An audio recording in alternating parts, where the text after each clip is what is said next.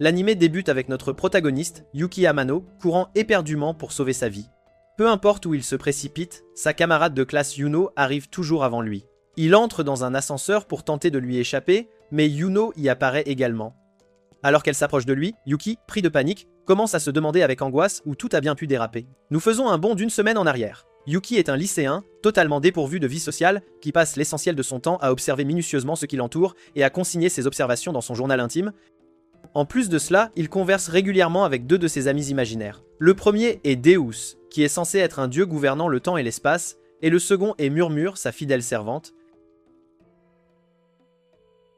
Ainsi, chaque jour, il passe son temps de cette manière. Un jour, Deus demande à Yuki s'il souhaite prendre part à un jeu des plus intéressants qui remplira sa vie d'une excitation nouvelle. Yuki, croyant que ce n'est qu'une pure imagination, n'y prête pas grande attention et accepte sans hésiter. Le lendemain, il se réveille et remarque des annotations étranges écrites dans son journal. Elles décrivent comment il atteindra une double cible en 2 minutes et comment il verra les nouvelles concernant un tueur en série dans les 10 minutes qui suivent. Yuki ne se souvient absolument pas les avoir écrites, mais encore une fois, il n'y prête pas vraiment attention et commence sa journée en lançant la fléchette et en atteignant la double cible. Pendant le petit déjeuner, il regarde les informations et y voit un reportage sur un tueur. C'est à ce moment précis que Yuki réalise que les événements décrits dans son journal sont en train de devenir une réalité tangible. À l'école, le journal avait même prédit un quiz surprise et une fille se coupant le doigt, ce qui s'est avéré exact. Yuki commence à paniquer et en parle à Deus. Mais il découvre rapidement que Deus n'est pas du tout le fruit de son imagination et que le jeu dont il lui a parlé est bien réel. Avant que Yuki ne parte, Deus le met en garde de ne surtout pas briser son téléphone, sous peine de mourir. Au début, Yuki était complètement affolé, mais il réalise ensuite que tant qu'il ne le brise pas, il peut contrôler sa vie. Et comme n'importe qui, il commence à utiliser ce journal pour atteindre les meilleurs classements avec des scores parfaits, une réussite éclatante. Et lorsque certains étudiants, jaloux de ses succès, tentent de lui tendre une embuscade, il les évite sans difficulté grâce à son journal. Une soudaine vague de confiance et d'excitation commence alors à envahir Yuki, le submergeant. Lors d'un de ses examens, alors que Yuki utilise son journal, il remarque une jeune fille nommée Yuno qui le fixe intensément. Avant Yuki, elle était la meilleure élève de la classe.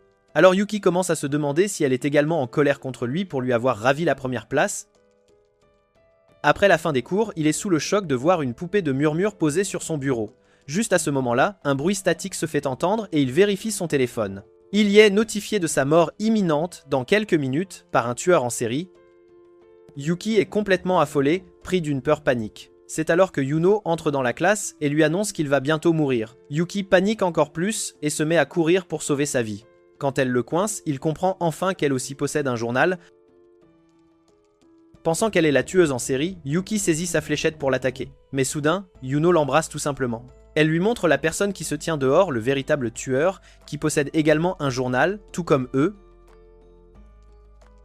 Contrairement à celui de Yuki, le journal de Yuno est bien différent. Au lieu de son propre avenir, il lui révèle celui de Yuki toutes les 10 minutes. Et à cause de cela, elle l'appelle le journal de l'amour, un nom très évocateur. Yuki est complètement paniqué de réaliser qu'il a rencontré une harceleuse des plus sérieuses. Selon le journal de Yuno, la mort de Yuki est censée se produire au 14e étage. Alors, au lieu de s'y rendre, il monte sur le toit de l'immeuble. Après un certain temps, le tueur arrive et commence à les chercher activement. Conformément au plan de Yuno, Yuki est caché et attend son signal. Yuno apparaît soudainement et distrait le tueur, attirant son attention. Profitant de cette opportunité, Yuki utilise sa fléchette pour détruire le téléphone et est averti par Deus. Lorsque le téléphone se brise, le propriétaire du journal meurt également. Après cela, Yuki confronte Deus avec colère, lui demandant pourquoi il y a plus de personnes avec des journaux. Deus emmène Yuki dans un lieu appelé la cathédrale, où d'autres propriétaires de journaux sont également présents, leurs identités soigneusement dissimulées. Avec cela, Deus explique les règles du jeu de survie. Il y a un total de 12 propriétaires qui possèdent le journal du futur.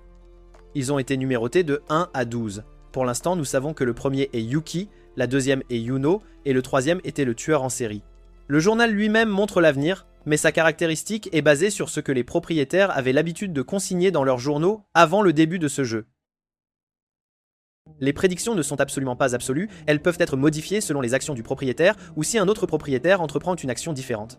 Dans le cas de Yuki, il a échappé à sa mort lorsque Yuno est intervenu, changeant le cours des événements. Le but de ce jeu de survie est qu'ils utilisent leur journal pour recueillir des informations et éliminer les autres propriétaires. Celui qui survivra jusqu'à la fin se verra accorder le trône de Deus, ce qui signifie qu'il deviendra le dieu de l'espace et du temps, un pouvoir immense.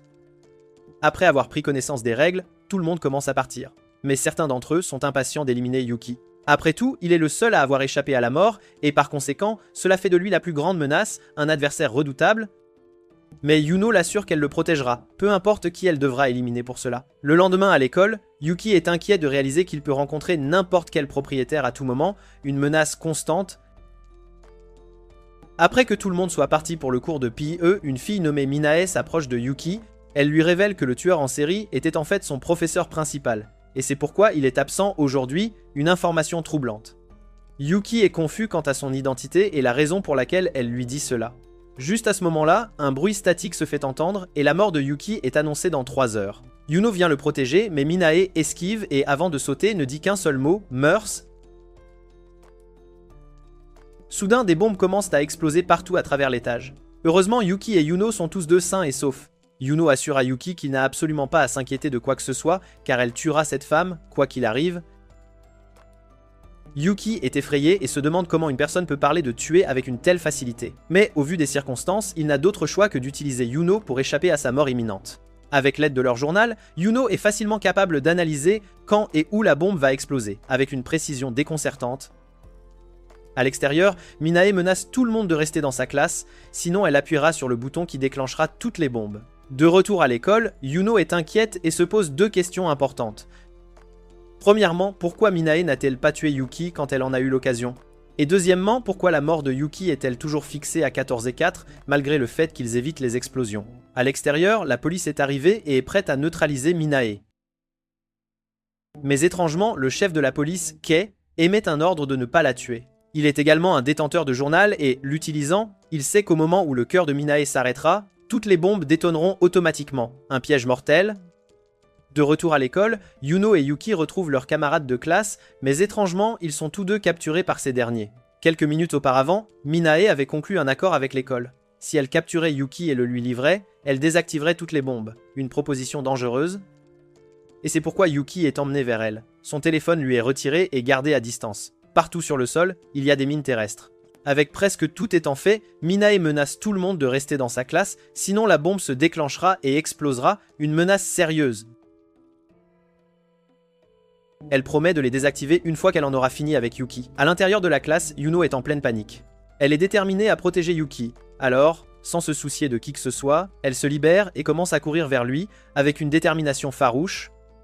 En conséquence, les capteurs sont déclenchés et les bombes, une par une, commencent à exploser. Minae est confuse quant à ce qui se passe. Et juste à ce moment-là, Kei, le 4e propriétaire de journal, vient au secours de Yuki, intervenant à temps. Son journal du futur lui révèle tous les crimes sur le point de se produire. Il ne se soucie pas de devenir un dieu, il veut juste éliminer tous les crimes qui se déroulent sous ses yeux, une quête de justice personnelle. Juste à ce moment-là, Yuno fait irruption en brisant la fenêtre. Pendant que Minae est à terre, avec l'aide de Yuno, Yuki évite les mines terrestres et récupère son téléphone. Alors que Minae est sur le point de déclencher les mines, Yuki charge sur elle, tenant sa fléchette, avec une détermination nouvelle. Mais il manque le téléphone et finit par la poignarder à l'œil gauche. Coincée, elle utilise un écran de fumée et s'échappe. Ensuite, K, avec Yuki et Yuno, forment une alliance unissant leurs forces. Afin de mettre un terme à ce jeu insensé, Kei a besoin de l'aide de leurs journaux pour capturer les autres propriétaires. À ce jour, les identités de 5 propriétaires de journaux ont été révélées, une avancée significative. Le premier et le deuxième sont Yuki et Yuno, le troisième était le tueur en série, le quatrième est Kei lui-même, et le 9e est Minae. Pour l'instant, l'école est temporairement fermée, alors Kei veut que Yuki et Yuno passent du temps au parc d'attractions et servent d'appât pour attirer Minae, un plan audacieux. Ainsi, le lendemain, conformément au plan établi, ils arrivent tous les deux au parc d'attractions. D'un côté, Yuki est extrêmement prudent, mais de l'autre, Yuno en profite comme d'un rendez-vous galant, espérant se rapprocher de Yuki avec une joie non dissimulée. Alors qu'ils commencent à passer du temps ensemble, Yuki réalise peu à peu que la fille qu'il prenait pour une harceleuse folle est en réalité une jeune fille adorable qu'il aime profondément. Après avoir profité de la plupart des attractions, pour le dernier événement, Yuno souhaite aller au planétarium. Mais Yuki refuse et, à la place, il se dirige vers la grande roue, un choix inattendu. Là, Yuno lui demande la raison pour laquelle il a refusé d'aller au planétarium, alors qu'il aime tant les étoiles. Yuki, avec un regard effrayé, lui demande comment elle a pu le savoir. Yuki a oublié sa première interaction avec Yuno, alors elle se remémore le jour où ils devaient écrire sur leurs rêves, un souvenir précieux. Tous deux avaient eu du mal à y réfléchir, ils avaient donc dû rester tard à l'école. Yuno s'était approché de lui et avait remarqué que Yuki voulait voir les étoiles avec ses parents, un désir profond. Mais il était incertain à ce sujet, car ses parents venaient de divorcer. Alors Yuno lui avait demandé s'il voudrait regarder les étoiles avec elle, mais Yuki avait refusé, car il ne voulait y aller qu'avec sa famille. Un souhait sincère. Alors comme solution, Yuno lui avait promis de devenir sa femme, afin qu'ils puissent ensuite contempler les étoiles en famille. En entendant cela, Yuki se demande comment une fille peut devenir si obsédée par une promesse aussi simple, une pensée troublante. Il lui demande si elle cache quelque chose, mais Yuno ne répond pas. Elle l'embrasse et dit que c'est un secret. Ensuite, ils rentrent tous les deux chez eux. En arrivant chez Yuno, rougissante, elle lui demande de rester avec elle pour la nuit, une invitation inattendue. Yuki accepte, car Ka lui a également dit de rester ensemble, jusqu'à ce que Minae soit capturée. Dans la maison, il n'y a personne d'autre que Yuki et Yuno et, étrangement, l'électricité a été coupée, plongeant les lieux dans l'obscurité. Pendant que Yuno est dans la cuisine, Yuki utilise son journal pour chercher les toilettes. En chemin, il tombe sur une porte, à propos de laquelle il n'y a aucune entrée dans le journal. Ce qui signifie que si Yuki l'ouvre, l'avenir changera, avec des conséquences imprévues. Au moment où il l'ouvre, l'avenir de chaque propriétaire de journal est modifié et la cathédrale de Deus commence à s'effondrer. À l'intérieur de la pièce gisent 3 corps sans vie. Yuno apparaît soudainement avec un regard effrayant, lui disant qu'il n'aurait jamais dû l'ouvrir, un avertissement glaçant. Yuki, pris de panique, se met à courir. Il arrive chez lui, mais peu après, Yuno arrive également. Elle commence à frapper lourdement à la porte, le suppliant de lui ouvrir, avec une insistance terrifiante. Yuki essaie d'appeler Kei à ce sujet, mais avant cela, il reçoit un message de Yuno lui demandant qui il essaie d'appeler. C'est à ce moment précis que Yuki réalise qu'il ne peut tout simplement pas échapper à cette folle, une vérité effrayante. Après quelques minutes, il finit par s'endormir, épuisé. De l'autre côté, Minae fait de son mieux pour échapper aux policiers. Grâce à son journal, elle connaît le meilleur itinéraire. Cependant, les policiers sont partout, la traquant sans relâche. Juste à ce moment-là, une personne s'approche d'elle. Minae regarde son journal et voit qu'il est le seul moyen pour elle de s'échapper. Alors elle le suit et se retrouve dans une cabane isolée, un refuge inattendu. L'homme mystérieux a le visage couvert, dissimulant son identité. Il fournit à Minae des analgésiques. Minae ne perçoit aucune menace de sa part, alors elle décide de prendre un peu de repos, se sentant en sécurité. Cependant, son corps commence rapidement à s'engourdir. Mais malgré cela, son journal ne montre aucune menace imminente. Bientôt, le téléphone se transforme en un bloc de bois, et l'homme mystérieux se révèle être le 11e propriétaire de journal, une révélation choquante. La scène se déplace vers le lendemain matin. Kei est venu chez Yuki pour le chercher. Yuki, se souvenant de l'incident d'hier, essaye de lui raconter, mais Yuno sort de la voiture et l'arrête en disant qu'elle serait embarrassée s'il racontait à qui que ce soit ce qu'ils ont fait la nuit dernière, un mensonge habile. Comme Yuno l'avait prévu, Kei interprète mal la situation, pensant qu'ils ont fait l'amour. Sans plus tarder, il monte dans la voiture et Ka révèle que Minae a été capturée par un groupe religieux appelé Omesita, une nouvelle surprenante. Après leur arrivée, ils rencontrent un employé nommé Oren qui les guide vers la prêtresse, Tsubaki. Étrangement, elle est enfermée dans une cage en bois et se révèle être la 6e propriétaire de journal, une vision inattendue. Son journal révèle tout ce que ses fidèles verront ou expérimenteront dans le futur. Le journal est si puissant que Yuki est complètement affolée.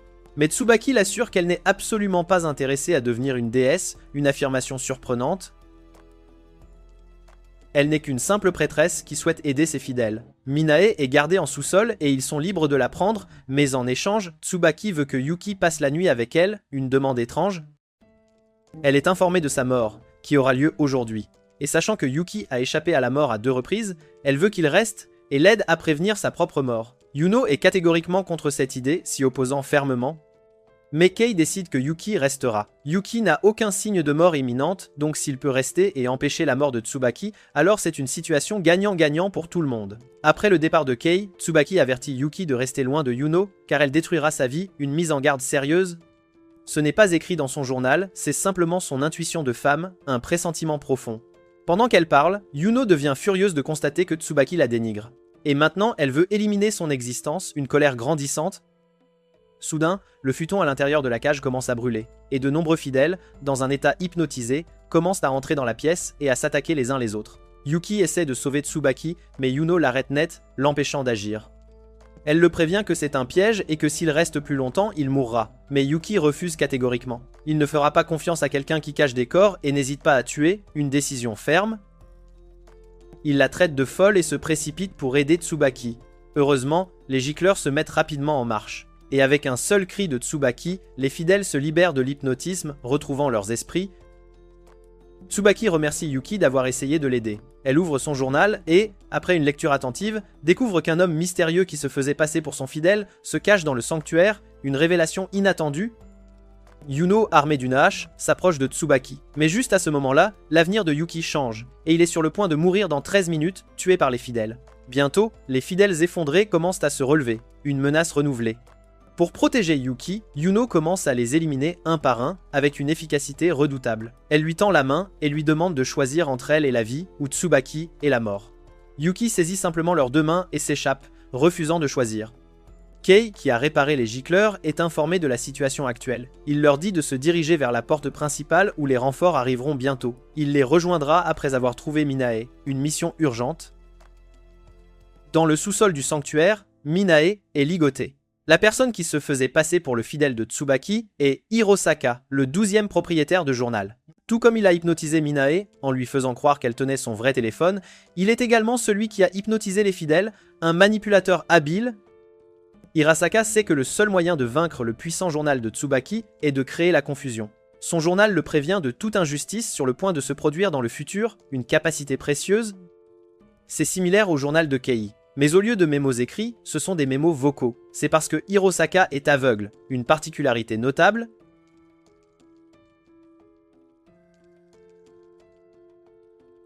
Grâce à cela, il sait ce qui se passe au-dessus, et cela le frustre de voir d'autres utilisateurs de journal interrompre son plan, une irritation grandissante. Au-dessus, alors que Yuki et les autres s'enfuient, les fidèles commencent à reprendre leurs esprits, sortant de leur transe.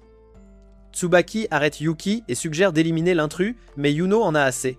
Alors qu'elle s'approche de Tsubaki pour la tuer, Yuki reçoit un appel de Kei, l'informant que Hirosaka les poursuit.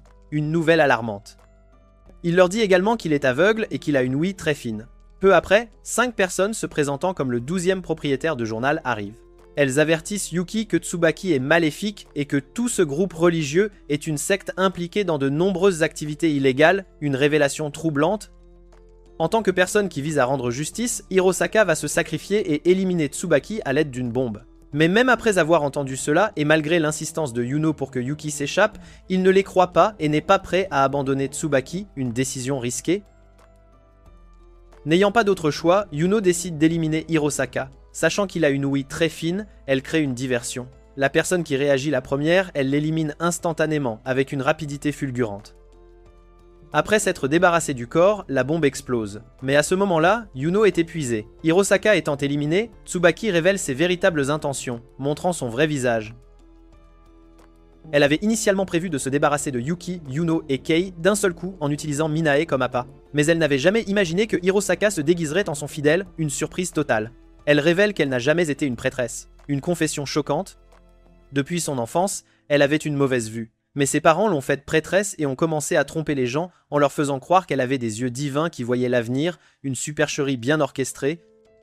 Et comme il l'avait prévu, le nombre de fidèles a commencé à augmenter considérablement. Mais, après la mort de ses parents dans un accident tragique, le chef des serviteurs, nommé Fionatsu, a pris le contrôle du sanctuaire, une succession inattendue. Et pour augmenter le nombre de fidèles, il a commencé à l'utiliser comme un moyen pour les autres de se libérer de leurs péchés, une exploitation cruelle. Malgré avoir traversé de telles épreuves chaque jour, elle a pu endurer ce monde dégoûtant parce qu'elle avait la balle faite à la main par sa mère, un objet précieux.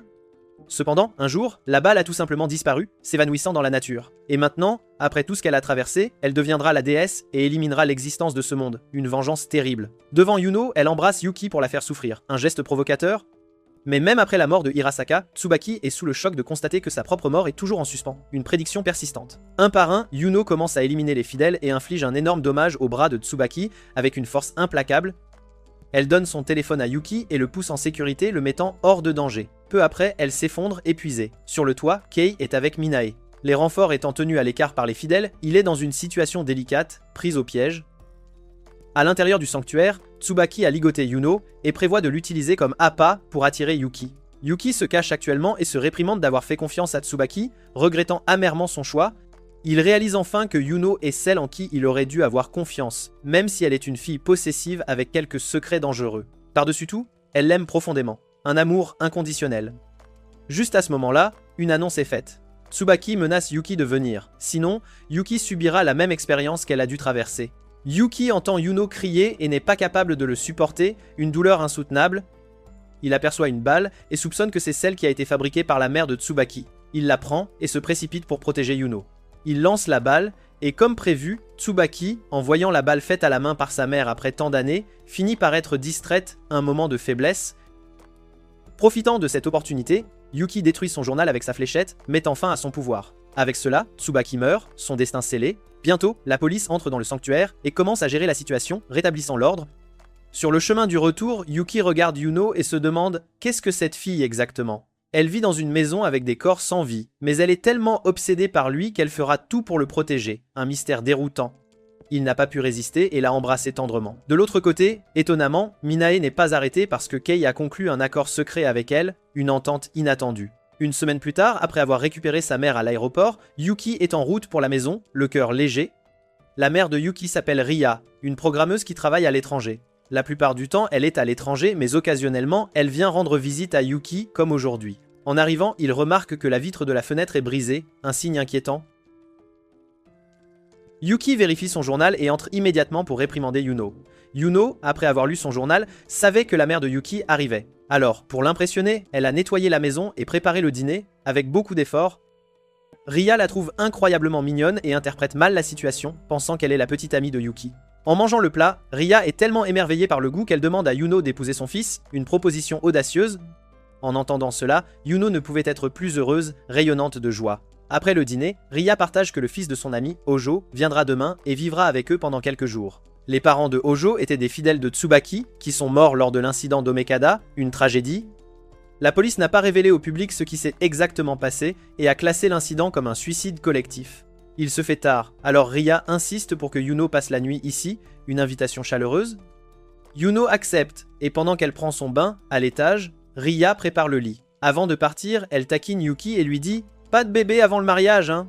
La nuit venue, alors qu'ils sont tous deux allongés, Yuno souhaite que Yuki dorme à ses côtés, mais il refuse catégoriquement et lui précise qu'il ne l'aime pas du tout. Yunho, d'un ton très assuré, affirme qu'il le fera. Le 28 juillet, ils feront l'amour et ne feront plus qu'un. Yuki, visiblement gêné, s'en va se coucher. De son côté, Yuno est soulagée de savoir que la mère de Yuki est une personne plutôt cool, car sinon elle aurait eu d'autres projets bien différents. Le lendemain matin, Hojo fait son apparition. Tout le monde est absolument fasciné de voir à quel point il est adorable. Il commence à dessiner un portrait de Yuno. Après l'avoir découpé avec soin, il tente de le montrer à Yunho, mais il glisse accidentellement alors qu'il tient une paire de ciseaux. Heureusement, les ciseaux transpercent le coussin, et Yuno n'est absolument pas blessé. Hojo s'excuse d'avoir été aussi imprudent et se dirige vers les toilettes. Bien que cela ait l'air d'un simple accident, Hojo a en réalité agi de manière tout à fait intentionnelle. C'est parce qu'il est le 5e détenteur de journal. Son journal est comme un carnet de dessins qui révèle l'avenir à travers des illustrations. Hojo n'a pas pour objectif de devenir un dieu. Il veut juste s'amuser un peu, et éliminer Yuki et Yuno représente un défi amusant pour lui, une sorte de jeu. Bien qu'il n'ait que 5 ans, Hojo possède l'intelligence et la ruse d'un adulte. Pour éliminer ces deux détenteurs de journal, il a apporté avec lui quelques outils bien spécifiques. Avant le déjeuner, il injecte discrètement du poison dans les tomates, mais quand Yuki tente de les manger, Yuno l'arrête net, car elles sont bien plus lourdes que lorsqu'elle les a lavées. Elle est convaincue qu'elles sont gâtées, alors elle les jette sans hésiter. À ce moment précis, l'avenir se modifie, et Yuki réalise qu'un autre détenteur de journal, en dehors de lui et Yuno, se trouve tout près. De l'autre côté, Hojo comprend que pour se débarrasser de Yuki, il doit d'abord éliminer Yuno, et pour y parvenir, il prévoit de l'électrocuter. De retour dans la pièce, l'avenir se modifie à nouveau, et Yuki est informé de la mort de Yuno par électrocution, qui surviendra dans quelques secondes à peine. Au moment même où Hojo pose le fil, l'électricité est coupée. C'est Yuki qui a agi en faisant sauter le disjoncteur. Et en observant Hojo tenant les fils, ils comprennent tous les deux qu'il est également un détenteur de journal, tout comme eux. La nuit, alors que Hojo est profondément endormi, Yuki commence à chercher son journal. Mais Hojo sort de sa cachette et leur rappelle, avec le tout petit cerveau qu'il possède, qu'ils ne pourront absolument pas trouver son journal, c'est impossible. L'ignorant complètement, même le lendemain, Yuki continue de le chercher. Mais Yuno en a eu assez. Elle saisit son marteau et fonce droit devant pour frapper. Cependant, elle frappe accidentellement Ria, par mégarde. En assistant à cette scène, Yuki est sous le choc, complètement abasourdi. Il applique rapidement les bandages et réprimande Yuno pour son imprudence, lui disant qu'elle a été bien trop téméraire. Yuno est profondément désolée pour ses actions. Yuki la serre et lui rappelle que, contrairement à lui, elle pourrait facilement trouver le journal si elle faisait un effort. En rougissant, Yuno promet qu'elle le fera. Yuno devient sérieuse et commence à réfléchir aux zones possibles qui sont accessibles à Hojo, et pourtant où personne ne pourrait le trouver. Sachant que Yuki a fouillé chaque recoin de la maison, elle suppose que le journal se trouve à l'extérieur. Hier, Hojo est allé au dépanneur avec Ria, alors elle pense qu'il s'est envoyé le journal par la poste à lui-même. Et à ce moment précis, la sonnette retentit. Yuno alerte Yuki à ce sujet, et sans le moindre délai, il s'en empare rapidement. Mais dès qu'il l'ouvre, un gaz toxique commence à s'échapper, et il s'effondre très vite. Hojo félicite Yunho pour son intelligence, mais le paquet devait être ouvert de l'autre côté. Yunho emmène Yuki à l'intérieur de la salle de bain. Alors que la maison commence à se remplir de gaz, Hojo se met à frapper à la porte et taquine Yunho, l'incitant à sortir pour jouer avec lui. Mais même après plusieurs minutes, quand elle ne sort pas, il commence à s'ennuyer. Il promet de lui donner l'antidote si elle parvient à le trouver lors d'une partie de cache-cache. Yuki ne veut pas qu'elle y aille, mais Yuno comprend à quel point l'antidote est crucial et vital. Alors elle sort et commence par briser les fenêtres, puis met Ria en sécurité à la demande de Yuki. Ensuite, elle se met à chercher Hojo. Mais Hojo, utilisant son journal, change de place avec une facilité déconcertante. Après avoir fouillé minutieusement le premier étage, Yuno monte à l'étage pour le trouver. Mais elle arrive bien trop tard. Hojo combine l'ampoule avec l'eau qui déborde et l'électrocute sur le champ. Yuki entend le cri. Avant que Hojo n'injecte le poison, Yuki vient à son secours, mais il s'effondre rapidement à cause du poison. Yuno se relève animé par une colère intense et palpable. Hojo étant acculé, elle le poignarde et comme promis, il lui donne l'antidote. Avant de mourir, Hojo remercie Yunho d'avoir joué avec lui. Contrairement à ses parents qui étaient toujours bien trop occupés à se disputer et à se battre. Après sa disparition, Yuno s'effondre. Peu de temps après, Minae arrive et lui donne l'antidote. Elle avait reçu un message de K concernant le 5e propriétaire. Alors, comme elle l'avait promis, elle est venue sans tarder. Après un certain temps, Kei, accompagné d'autres officiers de police, arrive au domicile de Yuki. Avec son aide, on explique à Ria que pendant qu'elle était inconsciente, un intrus s'est introduit chez elle et a enlevé Hojo. Pour l'instant, ils font de leur mieux pour le retrouver, afin qu'elle n'ait pas à s'inquiéter du tout. 2 semaines plus tard, après cet incident, Yuki et Yuno sont en route pour leur nouvelle école, un nouveau départ. En chemin, Yuki remarque une personne qui lui sourit. Il n'y prête pas vraiment attention et se rend à son école. Dans cette école, Yuno étant dans une classe différente, Yuki est nerveux de voir tant de visages inconnus, c'est une situation nouvelle pour lui. Mais il remarque bientôt que Ko, qu'il avait attrapé sur les ordres de Minea, est également dans la même classe. Soudain, Ko commence à parler très fort en disant « N'est-ce pas Yuki, celui qui a failli tuer tous ses camarades de classe, n'est-ce pas ?» Et maintenant, il est venu ici comme si de rien n'était, comme si rien ne s'était passé. Heureusement, 2 élèves, nommés Hinata et Mao, viennent au secours de Yuki et empêchent Ko de le harceler. Peu de temps après, le professeur principal entre dans la classe. Récemment, un autre tueur est en pleine folie meurtrière, et pour s'assurer que les élèves sont en sécurité, l'école souhaite qu'ils entrent et sortent de l'établissement en groupe. Pendant qu'il donne d'autres instructions, Hinata raconte comment les cadavres retrouvés étaient gravement blessés, avec de nombreuses marques de morsures sur eux. Après l'école, tous les 4, avec Yuno, vont visiter le site où les corps ont été découverts. Ensuite, ils commencent à explorer d'autres zones du parc. Pendant tout ce temps, Yuno garde ses distances. Elle reste à l'écart du groupe. Elle n'est pas du tout ravie de voir les nouveaux amis de Yuki, cela ne lui plaît pas. Après avoir passé un peu plus de temps, Hinata s'avance pour vérifier les environs. Mais là, elle aperçoit quelque chose d'absolument terrifiant. Peu de temps après, un bruit statique se produit et une nouvelle entrée est faite dans le journal. Yuki vérifie le journal et est sous le choc en lisant que Hinata est morte. Il se précipite immédiatement sur les lieux et trouve son corps sans vie, entouré d'une douzaine de chiens. Tout le monde est bien trop effrayé pour bouger. C'est alors qu'Enaki, qui est leur camarade de classe et aussi celui qui leur avait souri plus tôt, arrive. Il les informe de l'existence d'un observatoire tout proche, un endroit sûr pour se protéger. Ils y sprintent et l'atteignent juste à temps, au bon moment. Aki se présente comme un détective en herbe, un aspirant. Il enquêtait déjà sur les récents meurtres et, après avoir étudié d'autres événements récents, il a découvert que Yuki était étrangement lié à tous ces incidents. Aki ne se méfie pas de Yuki, il l'a seulement suivi en pensant qu'il pourrait le mener à un autre crime et, espérons-le, le prévenir. Quelques secondes plus tard, les chiens ont complètement encerclé l'observatoire, ne laissant aucune issue. Yunho pense que la personne qui contrôle les chiens doit être parmi ses nouveaux amis, alors elle suggère à Yuki de les utiliser comme appât et de s'enfuir. Mais Yuki refuse catégoriquement et commence à tenir la fenêtre pour empêcher les chiens d'entrer, il ne veut pas les laisser passer. Utilisant son journal, il prédit la prochaine fenêtre qui se brisera et donne des instructions en conséquence aux autres. Tout le monde suit ses directives, et après 30 longues minutes, les chiens finissent par partir. Mais soudain, Mao s'empare du téléphone de Yuki et le menace de le tuer. Peu de temps après, Hinata fait une entrée des plus surprenantes et choquantes. Étonnamment, elle possède également un journal, tout comme les autres. En échange de la sécurité de Yuki, elle exige qu'Aki lui remette son journal. Il y a une semaine, le père de Hinata, Tsukishima, qui est aussi le 10e détenteur de journal, lui a avoué les récents meurtres qu'il avait commis. Tsukishima a abandonné sa famille et a déversé toute sa dévotion sur ses chiens. Son obsession pour les chiens est si démesurée qu'il dépenserait une somme d'argent folle juste pour les nourrir avec la viande de la plus haute qualité, tandis que lui-même se contenterait de nouilles instantanées. Et quand ses chiens ont commencé à chasser les humains, il l'a également ignoré. Mais il a retrouvé ses esprits et a voulu recommencer sa vie à zéro. Et pour cela, il avait besoin que Hinata se débarrasse d'Aki, qui le poursuivait sans relâche et connaissait toutes ses sombres actions. Hinata souhaitait retrouver son père, et c'est pourquoi elle a décidé de se débarrasser d'Aki, qui surveillait de près un garçon nommé Yuki. Hinata est devenue amie avec lui et l'a emmené au parc, afin qu'Aki puisse également être attiré dans le piège. Comme elle s'y attendait, le plan a fonctionné à merveille.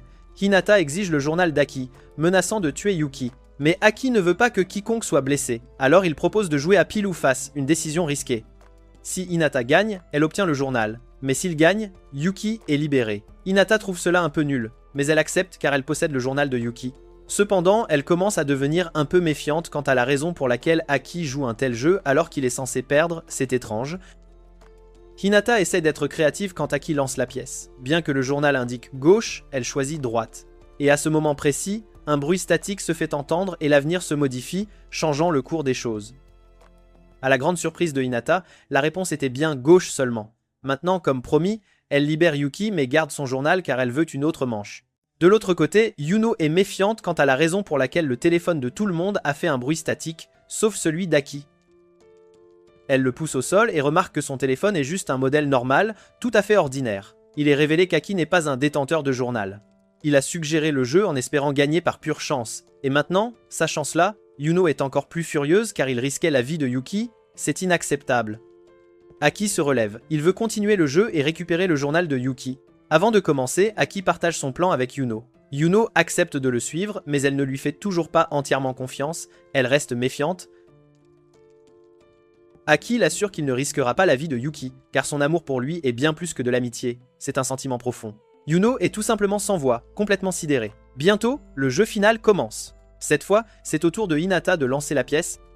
Elle décide de suivre le journal de Yuki et place la pièce dans sa main droite. Avant qu'Aki ne réponde, Yuno couvre les oreilles de Yuki. Et puis, Aki devine la main droite, ce qui est tout à fait correct et juste.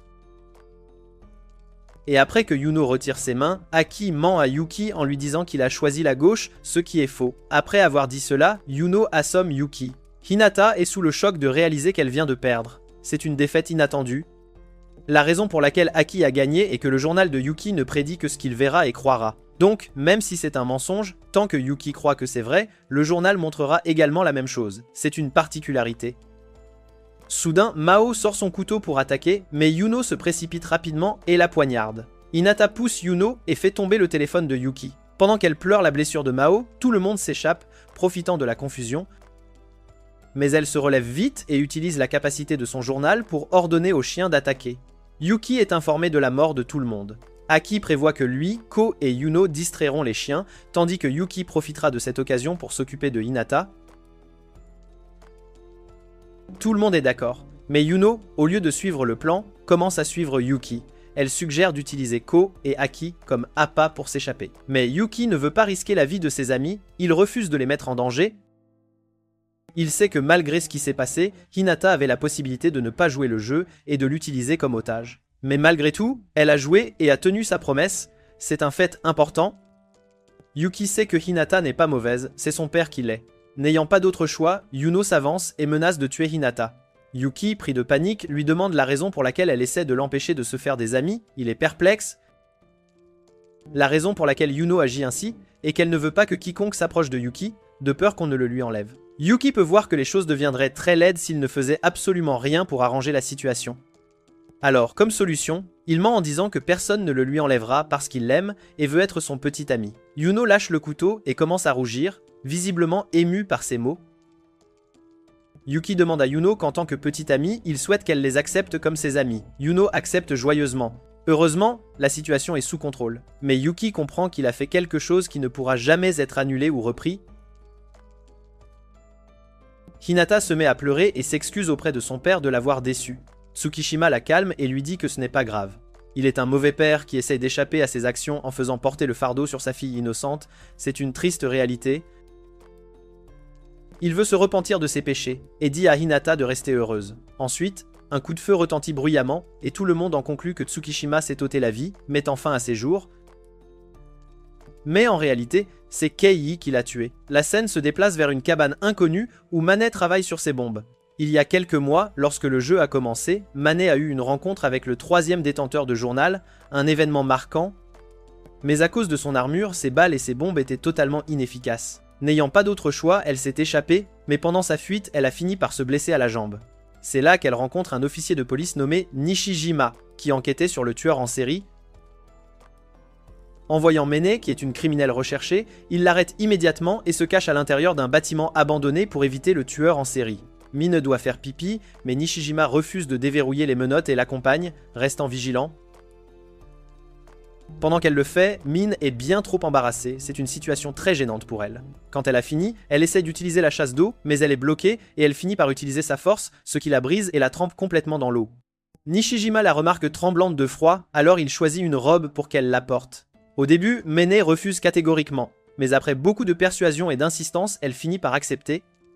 Après s'être changée, Nishijima la regarde et la complimente en disant qu'elle est mignonne. Mais alors que Mene rougit et recule, elle trébuche et Nishijima finit par tomber, attrapant accidentellement sa poitrine, par pure maladresse. Il s'en excuse, mais en voyant le côté plus féminin de Mene, il s'est un peu excité, c'est une réaction inattendue. Maintenant, pour échapper au tueur, Mene élabore un plan. En conséquence, Nishijima distrait le tueur et l'attire dans une pièce, comme prévu. Ensuite, il ferme la porte et Mene utilise sa grenade flash, ce qui crée un bruit assourdissant et très fort. Après s'être échappée de là, de manière surprenante, elle tire sur Nishijima et s'enfuit à toute vitesse. En tant que jeune fille née au milieu de la guerre, elle n'a jamais ressenti ni agi comme une fille. Pour réparer ce monde corrompu, elle deviendra la déesse. Le lendemain matin, Yuki est invité par Aki à passer du temps ensemble, à se détendre, mais de manière inattendue, Yuno arrive et partage qu'elle est également invitée par Aki. Yuki réalise qu'il a été piégé par Aki pour un rendez-vous. Après qu'il lui ait avoué son amour, c'est une situation délicate. Après quelques minutes de trajet, ils arrivent à un salon du mariage. C'est un endroit choisi par Aki pour leur rendez-vous galant. À l'intérieur du hall, ils rencontrent la femme de Kei, qui travaille en tant que membre du personnel. Elle devient leur guide pour la journée entière. Après avoir déjeuné, Yuno et Yuki changent tous deux de tenue et font une séance photo. Yuki veut lui dire la vérité avant que les choses ne s'aggravent davantage. Mais en voyant à quel point Yuno est heureuse, il pense que c'est bon s'il lui dit plus tard, il repousse le moment. Ensuite, ils ont également une cérémonie de mariage à la chapelle. Même si ce n'est qu'un acte, Yuki est mal à l'aise, il se sent perturbé. Les choses qu'il a vues dans sa maison sont difficiles à oublier. S'il pouvait les oublier, être qu'il pourrait tomber amoureux d'elle pour de vrai, sincèrement. Après cela, Yuki la ramène chez elle. En entrant, Aki est à l'intérieur. Il les a délibérément envoyés à ses rendez-vous afin de pouvoir enquêter sur la maison de Yuno. Il espérait trouver des corps, mais il a fini par découvrir un trou très profond, un mystère. Yuki est incrédule, il n'en croit pas ses yeux. Il interroge Yuno sur les corps qu'il a vus, mais Yuno semble avoir perdu la mémoire. En fait, elle croit que c'est la première fois que Yuki visite sa maison, elle ne se souvient de rien. Sur le chemin du retour, Aki explique que l'état mental de Yuno est fragile, elle a donc probablement effacé ses souvenirs. Après qu'ils se soient séparés, la scène se déplace vers le poste de police, où Kei discute du corps sans vie de Tsukishima, retrouvé dans son manoir.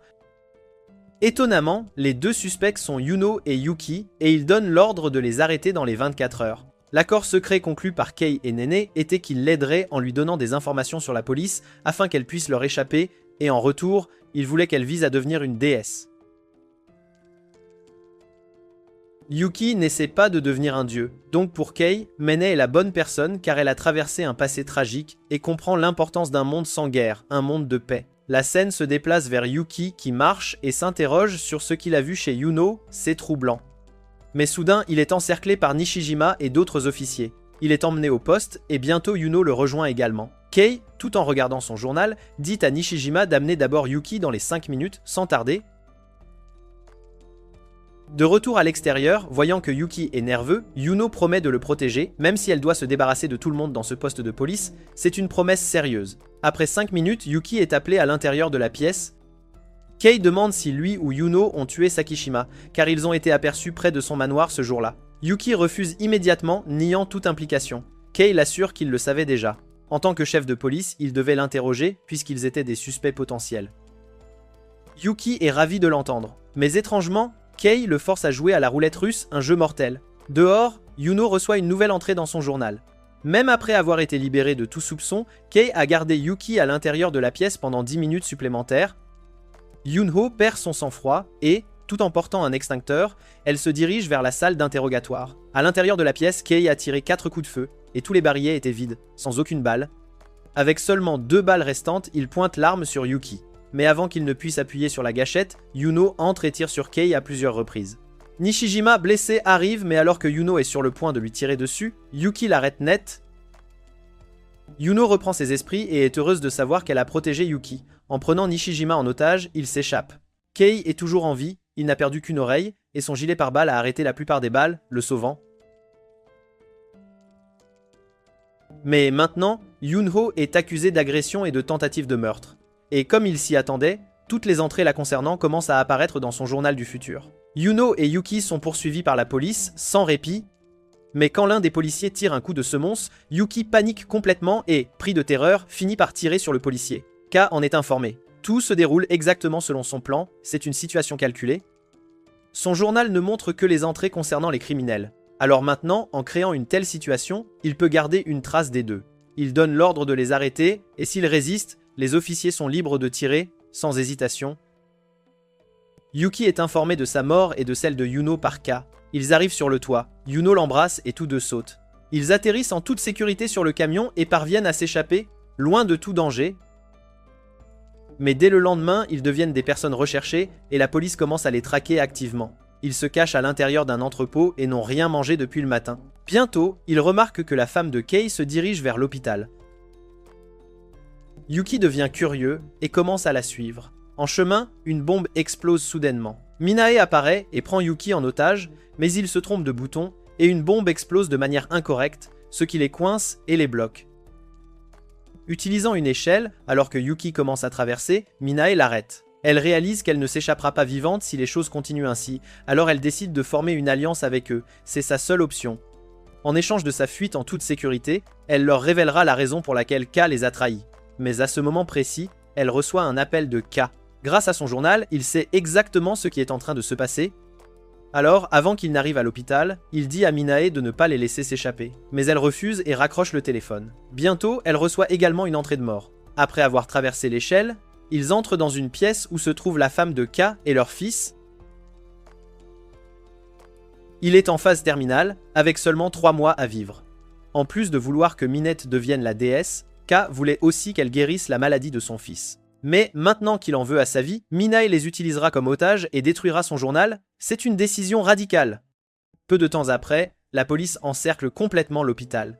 De retour dans la pièce, après avoir ligoté la femme de K, Minae attribue les rôles. Yuki fera la reconnaissance et Yuno surveillera les otages, assurant leur sécurité. Avant que Yuki ne parte, Manae lui donne une grenade. Ensuite, elle appelle Kei pour lui proposer un marché. En échange de la vie de son fils et de sa femme, Manae demande à Kei de préparer une voiture de fuite pour eux et de se suicider, c'est une exigence extrême. Mais, à sa grande surprise, Kei refuse de coopérer. Il sait que les chances de survie de son fils sont très faibles, presque nulles. Alors maintenant, le seul choix qui lui reste est de devenir Dieu lui-même, c'est sa dernière option. Il raccroche le téléphone et les forces de police commencent à infiltrer l'hôpital. Yuki est informé de l'échec de l'accord, mais il est bien trop tard. La police est partout et l'arrête sans qu'il puisse s'échapper. Alors que Ke s'approche, Yuno arrive juste à temps et commence à neutraliser les policiers. Ke parvient à prendre Yuki en otage, mais Yuno s'empare de la grenade et menace de la dégoupiller.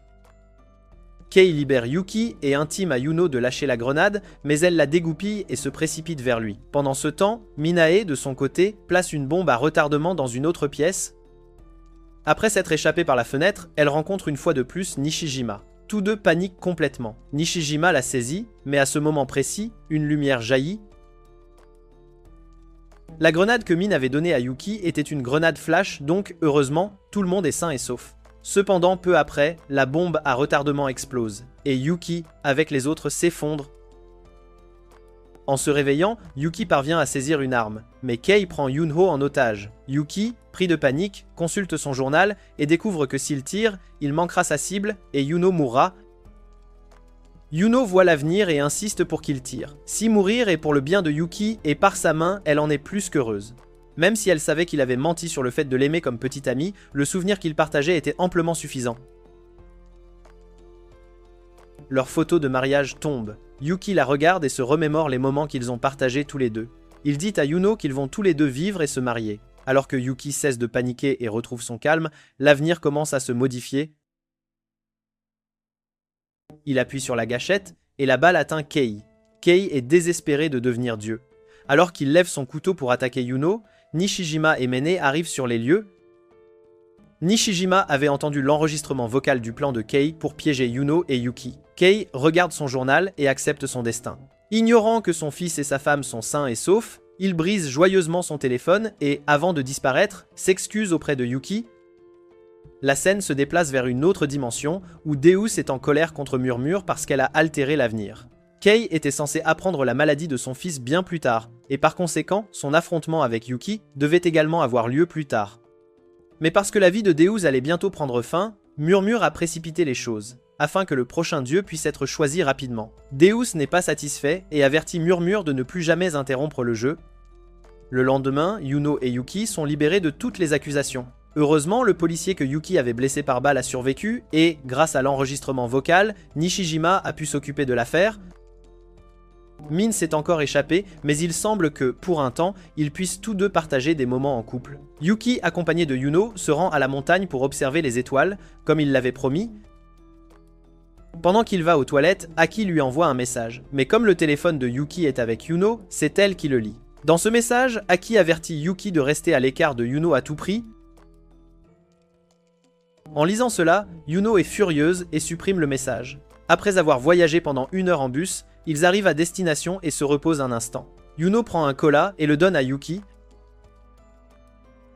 De l'autre côté, Aki se rend chez Yuki mais découvre rapidement qu'il n'est pas là. Il retrouve Nishijima et lui explique la situation. En tant que jeune détective en herbe, Nishijima connaît déjà Aki et fait confiance à ses compétences. Il partage les informations qu'il a trouvées dans le journal de Kei. Dans ce journal, tout sur le jeu de survie était écrit, des règles au nombre de joueurs, ainsi que l'identité de ceux qui avaient été révélés. Il était également mentionné comment Yuki avait été ciblé par chaque propriétaire de journal. Il est donc très probable qu'en les suivant, ils puissent empêcher de futurs incidents. Pour l'instant, Nishijima sait qu'ils se dirigent tous deux vers les montagnes, mais il ignore l'emplacement exact.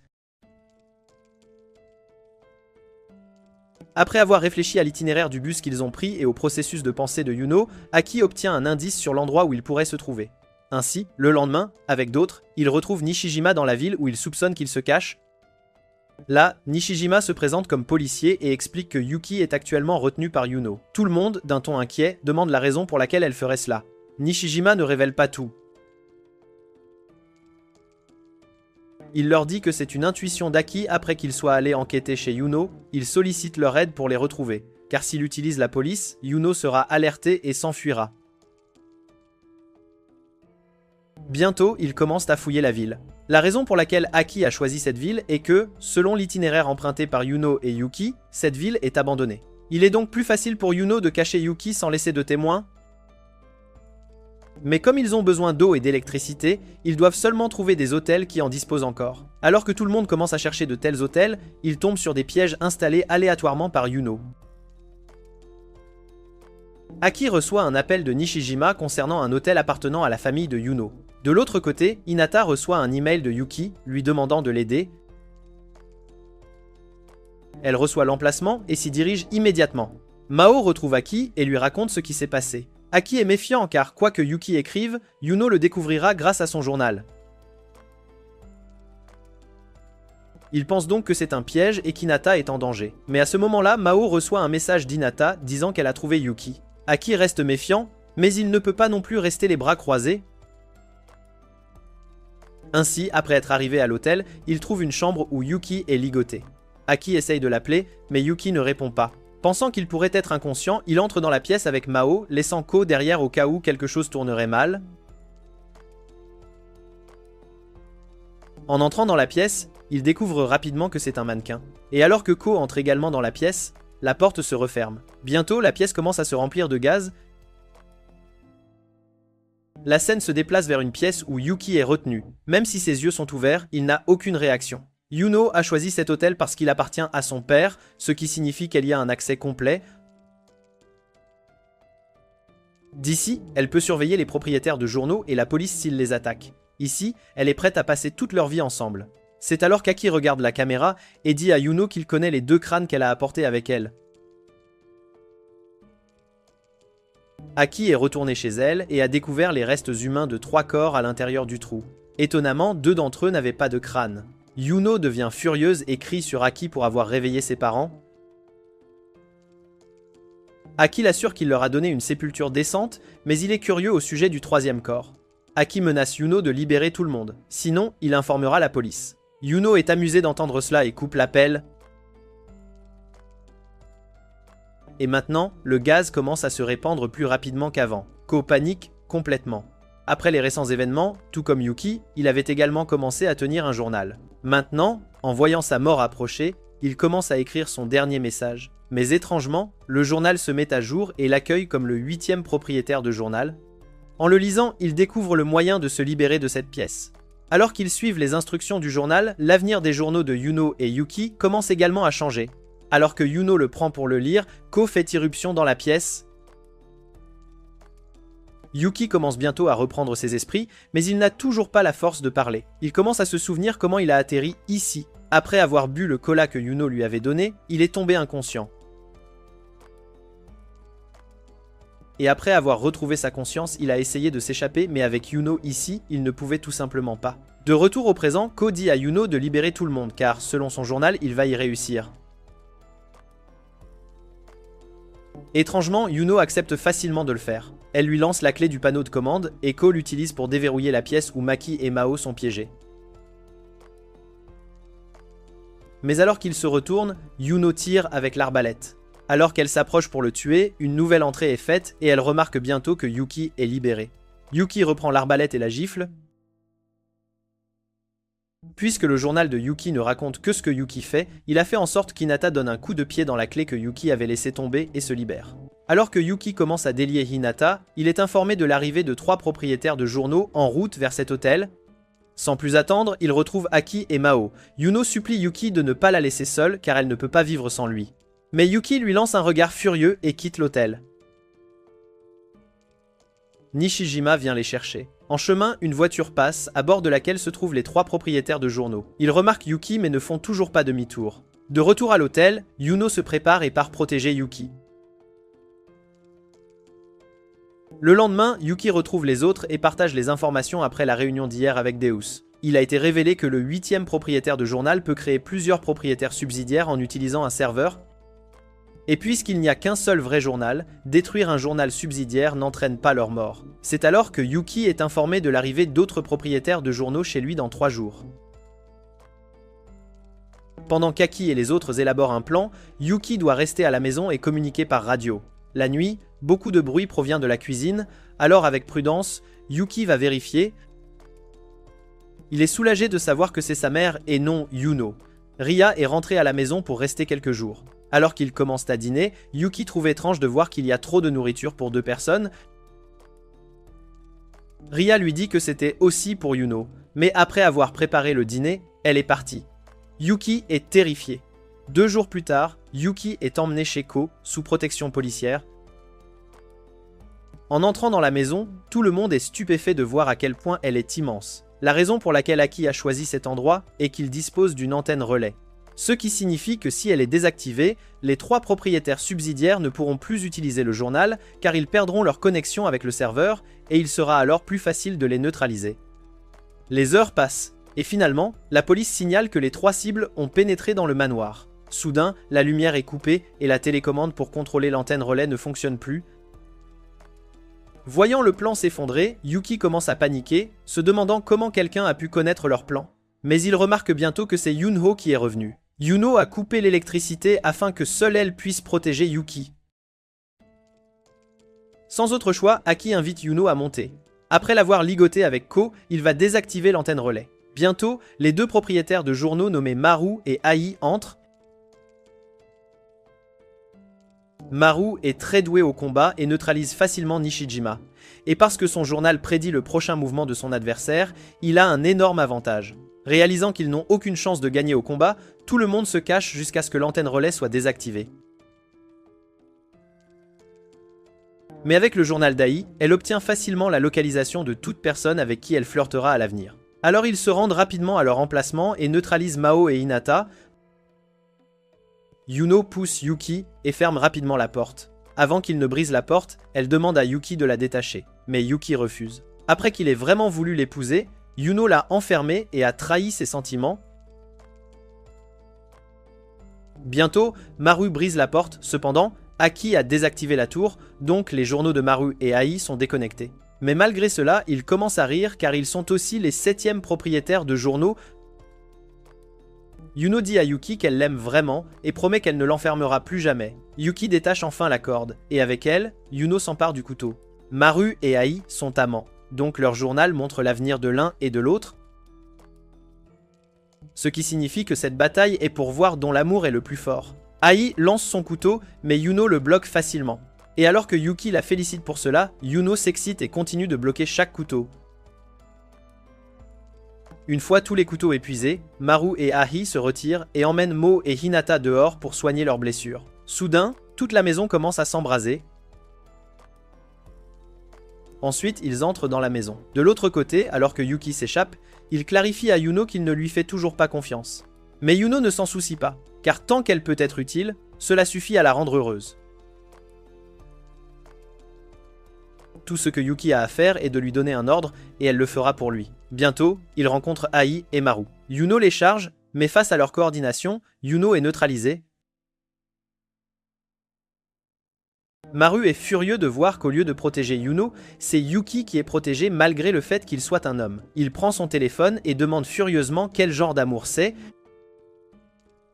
Yuki admet qu'il est faible et qu'il n'a pas d'autre choix que de compter sur Yuno. Maru, avec un regard dégoûté, lui dit de mourir et le jette au sol. Après que Yuno perde connaissance, nous revenons 14 ans en arrière.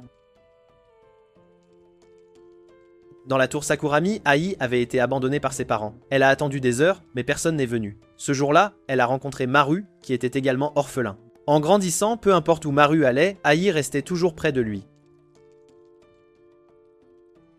Au début, Maru n'aimait pas à quel point Ai était collante, mais il a quand même décidé de passer du temps avec elle.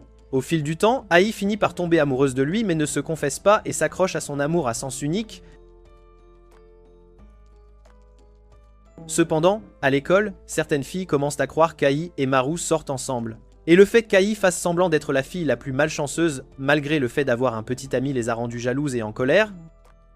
Alors, afin de lui donner une leçon, elles utilisent le nom de Maru et l'appellent à l'usine abandonnée. Ai arrive, mais en voyant que Maru n'est pas encore arrivé, elle lui envoie un message. Peu après, au lieu de Maru, un groupe de garçons entre dans l'usine. Les filles leur avaient dit qu'Ai n'avait pas de parents, donc c'était acceptable pour eux de faire ce qu'ils voulaient d'elle. De l'autre côté, Maru lit le message. Il est confus et essaie d'appeler. Mais quand Ai ne répond pas, il commence à paniquer et se précipite là-bas. Il arrive sur les lieux, mais il est trop tard. De colère, il bat tout le monde à plate couture et finit par les tuer. Après avoir réalisé ce qu'il avait fait et malgré cela, il n'avait pas pu protéger Ai. Maru tente de se suicider,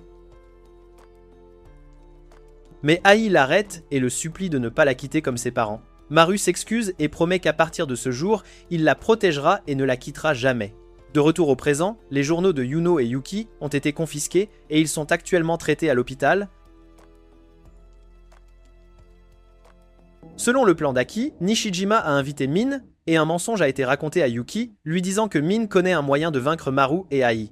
De cette façon, Maru, qui possède le journal de Yuki, a été informé de cette fausse information et par simple prudence, il ne détruit pas le journal afin d'obtenir plus d'informations.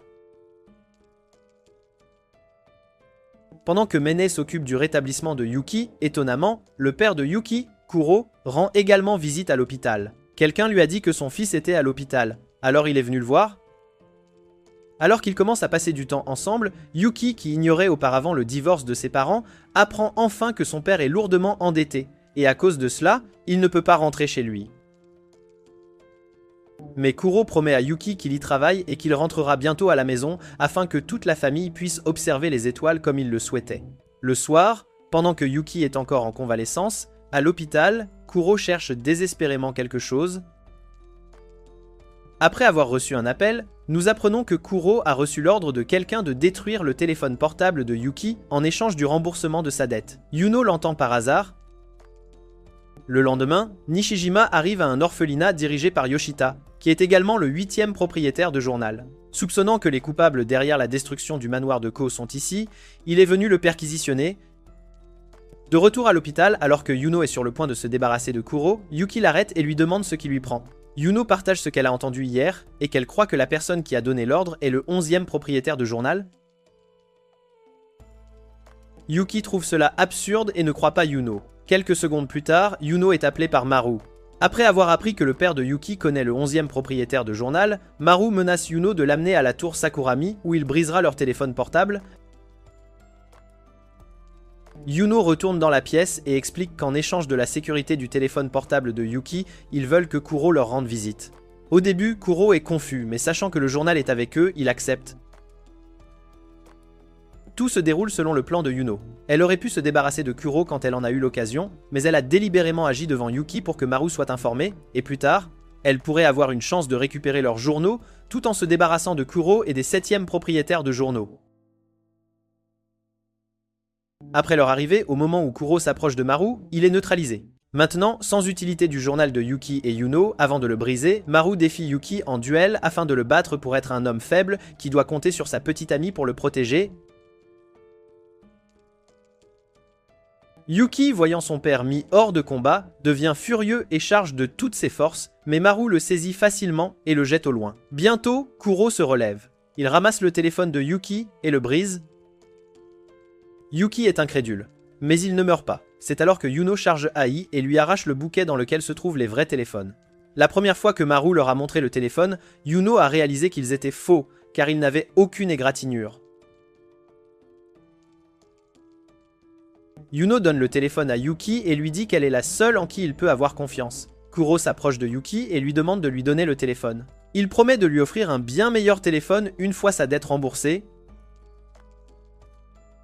Yuki croyait auparavant que son père l'avait trahi, mais maintenant il comprend que son père ne connaît pas les journaux du futur. C'est alors que le bâtiment commence à trembler fortement, et le sol sous Yuki se brise, et il commence à tomber. Yuno et Kuro se précipitent tous deux pour le sauver. Yuno arrive à temps et sauve Yuki. Cependant, Maru attrape Kuro et l'emmène. En utilisant le journal, Yuki découvre qu'ils vont utiliser un parachute pour s'échapper. À l'orphelinat de Yoshida, Nishijima est informé de la situation dans la tour Sakurami. Il était venu ici pour chercher les serveurs contrôlant les journaux subsidiaires, mais il n'a pas pu les trouver. De retour dans la tour, Maru et Ai sont heureux de voir qu'après une si longue attente, ils sont enfin mariés. Après être arrivés au dernier étage, Yuno se tient devant eux. Puis, la voix de Yuki se fait entendre, disant qu'il se cache parce qu'il est faible, alors maintenant Yuno s'occupera du combat. Maru est furieux et charge Yuno. Il esquive son couteau et la frappe du pied. Il prend son téléphone et découvre la localisation de Yuki. Maru se rend dans la pièce mais découvre que Yuki n'est pas là, c'est parce que le journal qu'il a est un faux, ce qui signifie que Ai est maintenant en danger, alors qu'il sort pour l'avertir. Yuki lance sa fléchette et la rate, mais Yuno la tue. Bientôt, le bâtiment commence à s'effondrer. C'est alors que Kuro arrache le parachute et s'échappe, laissant Yuki en état de choc complet. Ria avait été appelée plus tôt par Nishijima concernant Yuki coincé dans la tour, alors elle est venue. En voyant Kuro en parachute, elle le confronte, exigeant de savoir où est Yuki. Kuro ne veut pas admettre qu'il s'est enfui comme un lâche et a laissé son fils mourir, alors il dit à Ria qu'il ne sait rien et insiste pour qu'elle le laisse partir. Mais quand Ria refuse, Kuro commence à paniquer. La scène se déplace de nouveau à l'intérieur du bâtiment. Après l'effondrement du toit, vous savez, Yuki et Ai sont coincés sous un bloc de béton. Malgré le fait d'être coincés, Ai est heureuse de savoir que Maru est en sécurité et peut continuer à vivre. Mais Maru ne va pas abandonner Ai. il continue de se frayer un chemin malgré ses graves blessures. Il lui est difficile de soulever les blocs de béton, alors Yuki l'aide et demande à Yuno de l'aider aussi. Mais Yuno ne veut pas, sinon ils perdront Ai comme otage. Yuki lui demande si elle l'aime vraiment ou si elle n'est qu'une psychopathe. Il veut lui faire confiance, mais si elle continue d'ignorer ce qu'il dit, alors c'est difficile pour lui. Yuno lâche le couteau et aide. Après être sorti, Maru tient Ai dans ses bras. Il donne le parachute à Yuki et lui dit de prendre soin de la fille qu'il aime. Après cela, avec Ai, il meurt. Yuki et Yuno atterrissent avec succès, mais Nishijima arrive et annonce une triste nouvelle concernant la mort de Ria. La nuit, Yuki est assis dans sa chambre, dévasté d'accepter la réalité. Il essaye de demander à Deus de ramener sa mère, mais Deus refuse. Sa vie va bientôt prendre fin, et si le prochain dieu n'est pas choisi avant cela, tout cet univers sera détruit. Après le départ de Deus, Murmure dit à Yuki que la seule façon de ramener sa mère est de devenir un dieu. De retour dans le monde humain, Yuki apprend que c'est son père qui a tué sa mère. Il l'affronte et lui dit de se rendre. Mais Kuro rit et demande s'il a des preuves de cela. Yuki remarque un reçu d'un prêteur sur gage et se demande ce que c'est, exactement.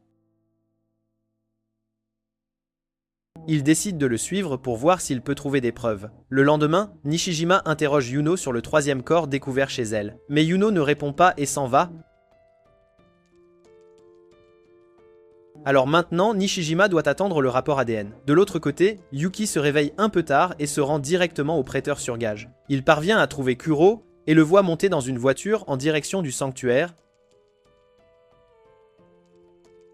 Yuki le suit et dès qu'il arrive, il lui arrache le sac pour voir ce qu'il contient. Là, il remarque que c'est un télescope. Kuro a décidé de se rendre. Juste avant cela, il voulait arranger les choses. Il est venu ici pour demander pardon, et après, il prévoyait de rendre à Yuki le télescope qu'il avait mis en gage. Kuro promet à Yuki qu'une fois sa peine purgée, il trouvera un emploi décent pour recommencer. Yuki pardonne à son père, mais en chemin, un bruit statique retentit, et Kuro est poignardé par un garde. Peu après, d'autres gardes encerclent Yuki et tentent de l'attaquer. Yuki, en colère, les élimine un par un grâce à son journal. Peu après, Yuno arrive également. Yuki décide finalement de devenir un dieu et d'éliminer chaque propriétaire de journal. En pointant le couteau sur Yuno, il menace de la tuer elle aussi. Yuno embrasse Yuki. Elle veut mourir de ses mains, mais avant cela, elle veut qu'il l'utilise jusqu'au bout. Après quelques jours à la mairie, le maire ordonne la destruction de l'orphelinat de Yoshida, accusé d'avoir hébergé l'homme qui a causé l'explosion de la tour.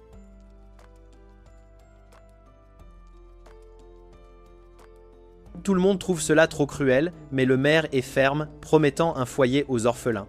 La scène se déplace vers la cathédrale des victimes où les propriétaires insistent pour que Deus élimine Yuno et Yuki, car ils n'ont pas assisté à la réunion depuis 5 jours. Et parce que la mort de Deus est proche, le 11e propriétaire de journal veut se débarrasser d'eux. Deus accepte, et alors qu'il est sur le point de les éliminer, Yuki arrive avec Yuno. Il révèle l'identité du 11e propriétaire de journal, le maire de leur ville, et c'est absolument exact. Avec cela, Deus dévoile l'identité de tous. Pendant les 5 derniers jours, Yuki était dans le hall de la mairie, recueillant toutes sortes de nouvelles, d'événements et de données qui se produisaient dans leur ville. Ainsi, dès que le maire a ordonné la démolition de l'orphelinat de Yoshida, il a su qu'il était derrière. Après cette révélation, Yuno et Yuki prévoient une alliance avec Yoshida pour affronter le maire. Selon Yuno, le maire veut le journal multiplicateur de Yoshida pour augmenter sa force. Yuki est ravi de se rapprocher de son but, devenir un dieu. Yuno saute soudainement et attrape Yuki. Elle veut qu'il tue chaque propriétaire de journal pour qu'il devienne dieu et ramène ensuite ses parents. D'un autre côté, Nishijima est choqué d'apprendre que le 11e propriétaire de journal est le maire car, à partir d'aujourd'hui, il est son garde du corps. Après cela, Nishijima révèle que les parents de Yuno étaient Ushio Gasai et Saika Gasai. Tous deux venaient d'une famille de banquiers d'élite. Cependant, ils n'avaient pas d'enfants, ce qui signifie que Yuno a été adopté. D'un autre côté, Yuno et Yuki ont convaincu Yoshida de former une alliance et prévoient maintenant d'attaquer le maire. Certains des enfants de Yoshida comme Taro ne font pas confiance à Yuki, mais parce qu'ils veulent protéger Yoshida, ils sont prêts à coopérer.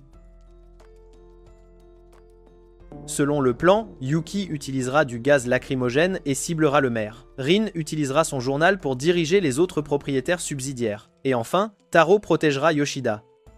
Et en utilisant son journal de copie, il surveillera Yuki pour s'assurer qu'il n'y a aucun problème avec le plan. Pour l'instant, tout se déroule selon le plan de Yuno. Rin, une autre propriétaire subsidiaire, donne une boule de riz à Yuki. Elle l'a rencontré lors de l'incident d'Omeseta et sait que Yuki n'est pas mauvais. Comme lui, elle dit que leur mère n'est pas mauvaise non plus. Elle ne voulait pas devenir Dieu, mais ils le lui ont demandé pour qu'elle sauve et améliore ce monde.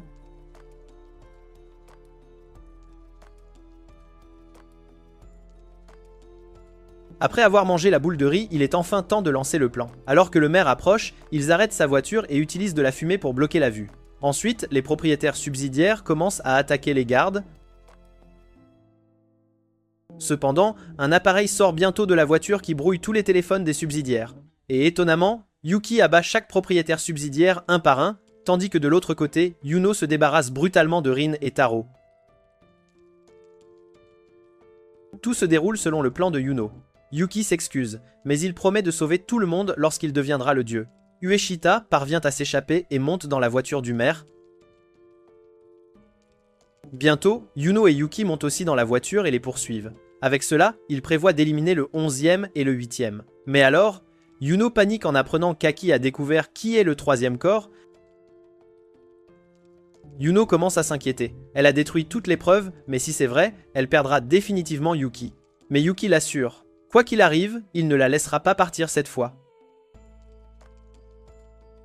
Yuno attaque le pneu, mais avec l'aide du journal du maire, ils parviennent à éviter les attaques. Sans autre choix, Yuki pousse simplement la voiture hors de l'autoroute. Yuno pointe l'arme sur lui, mais le maire n'est pas surpris, et bientôt Aki arrive avec Minene. Aki donne une boîte à Yuki et lui dit de l'ouvrir. Yuki l'ouvre, et c'est un cordon ombilical de Yuno. Il a été trouvé dans l'orphelinat où elle se trouvait, et après avoir comparé l'ADN du 3e corps avec celui-ci, ils se sont avérés être une correspondance parfaite, ce qui signifie que la vraie Yuno est déjà morte, et celle-ci ici est une fausse. Yuki est incrédule. Yuno commence à paniquer. Elle promet que tous mentent et qu'elle est la vraie. Yuki serre Yuno dans ses bras et promet qu'il ne doutera jamais d'elle. Après leur évasion, la scène se déplace vers la nuit. Une réunion est convoquée pour renforcer la protection du maire. 30 minutes plus tard, Minene arrive à l'endroit où se trouve le maire. C'est une pièce qui abrite le 3e superordinateur le plus puissant du Japon. Le maire veut le journal multiplicateur de Yoshida afin de transformer chaque habitant de cette ville en propriétaire de journal du futur. Ainsi, il créera un royaume où les gens pourront prédire l'avenir. Minen en a eu assez de cette folie. Elle lance une grenade sur le maire, mais il l'attrape et la lui renvoie. Étonnamment,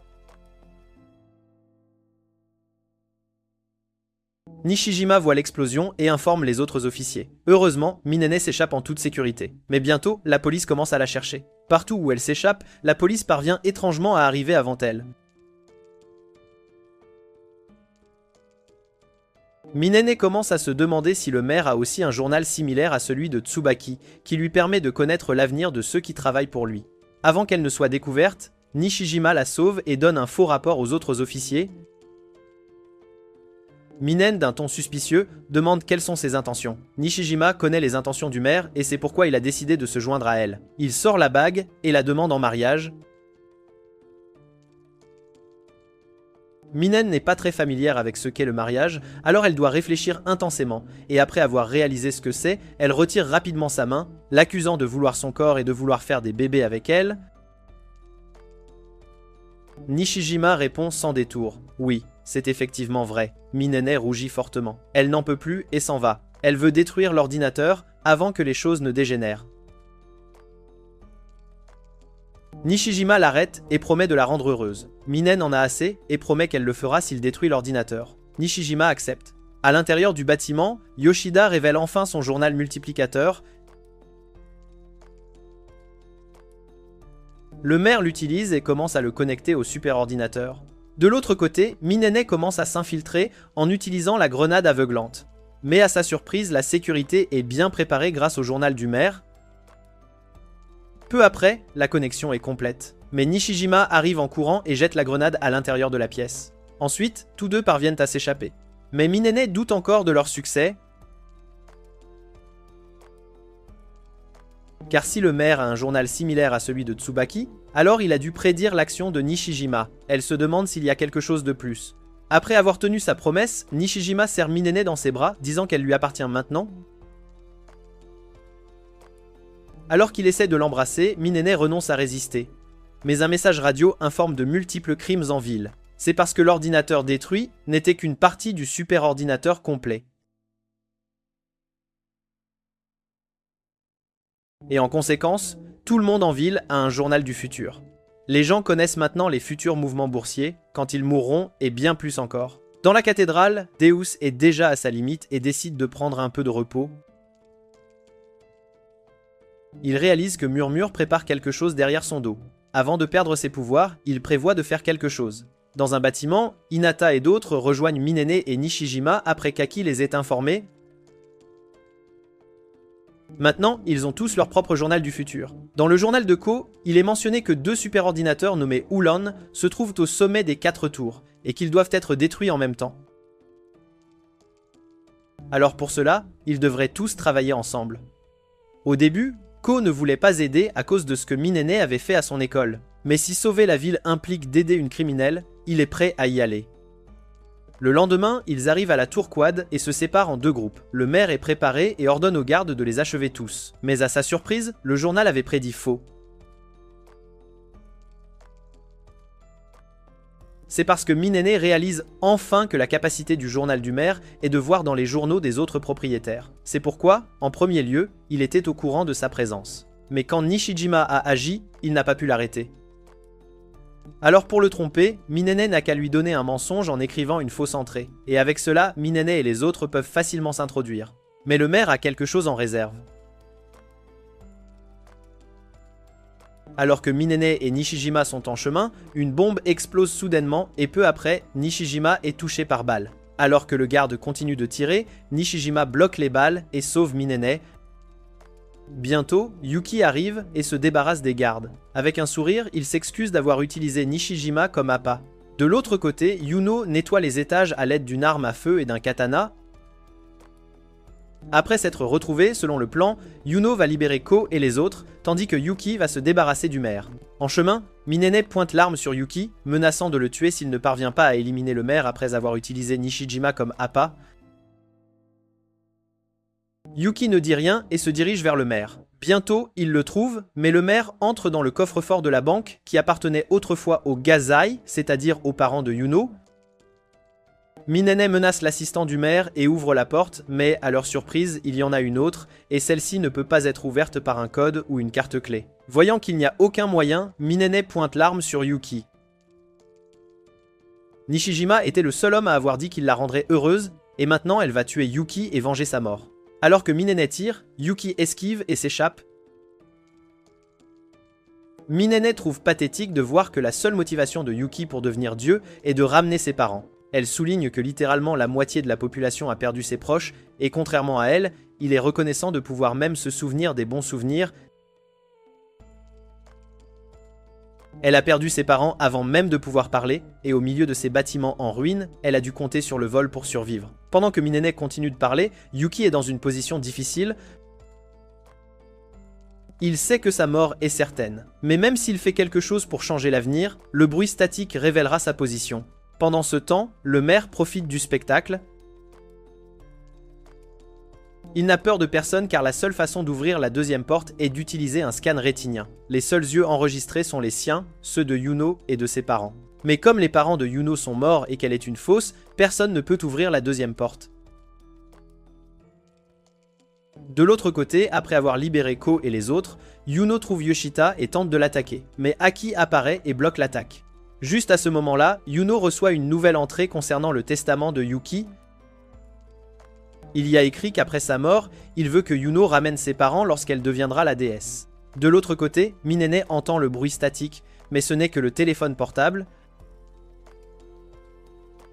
Juste à ce moment-là, Yuki tire avec l'arme. Il n'a pas tué Minene car si possible, il ne veut tuer personne.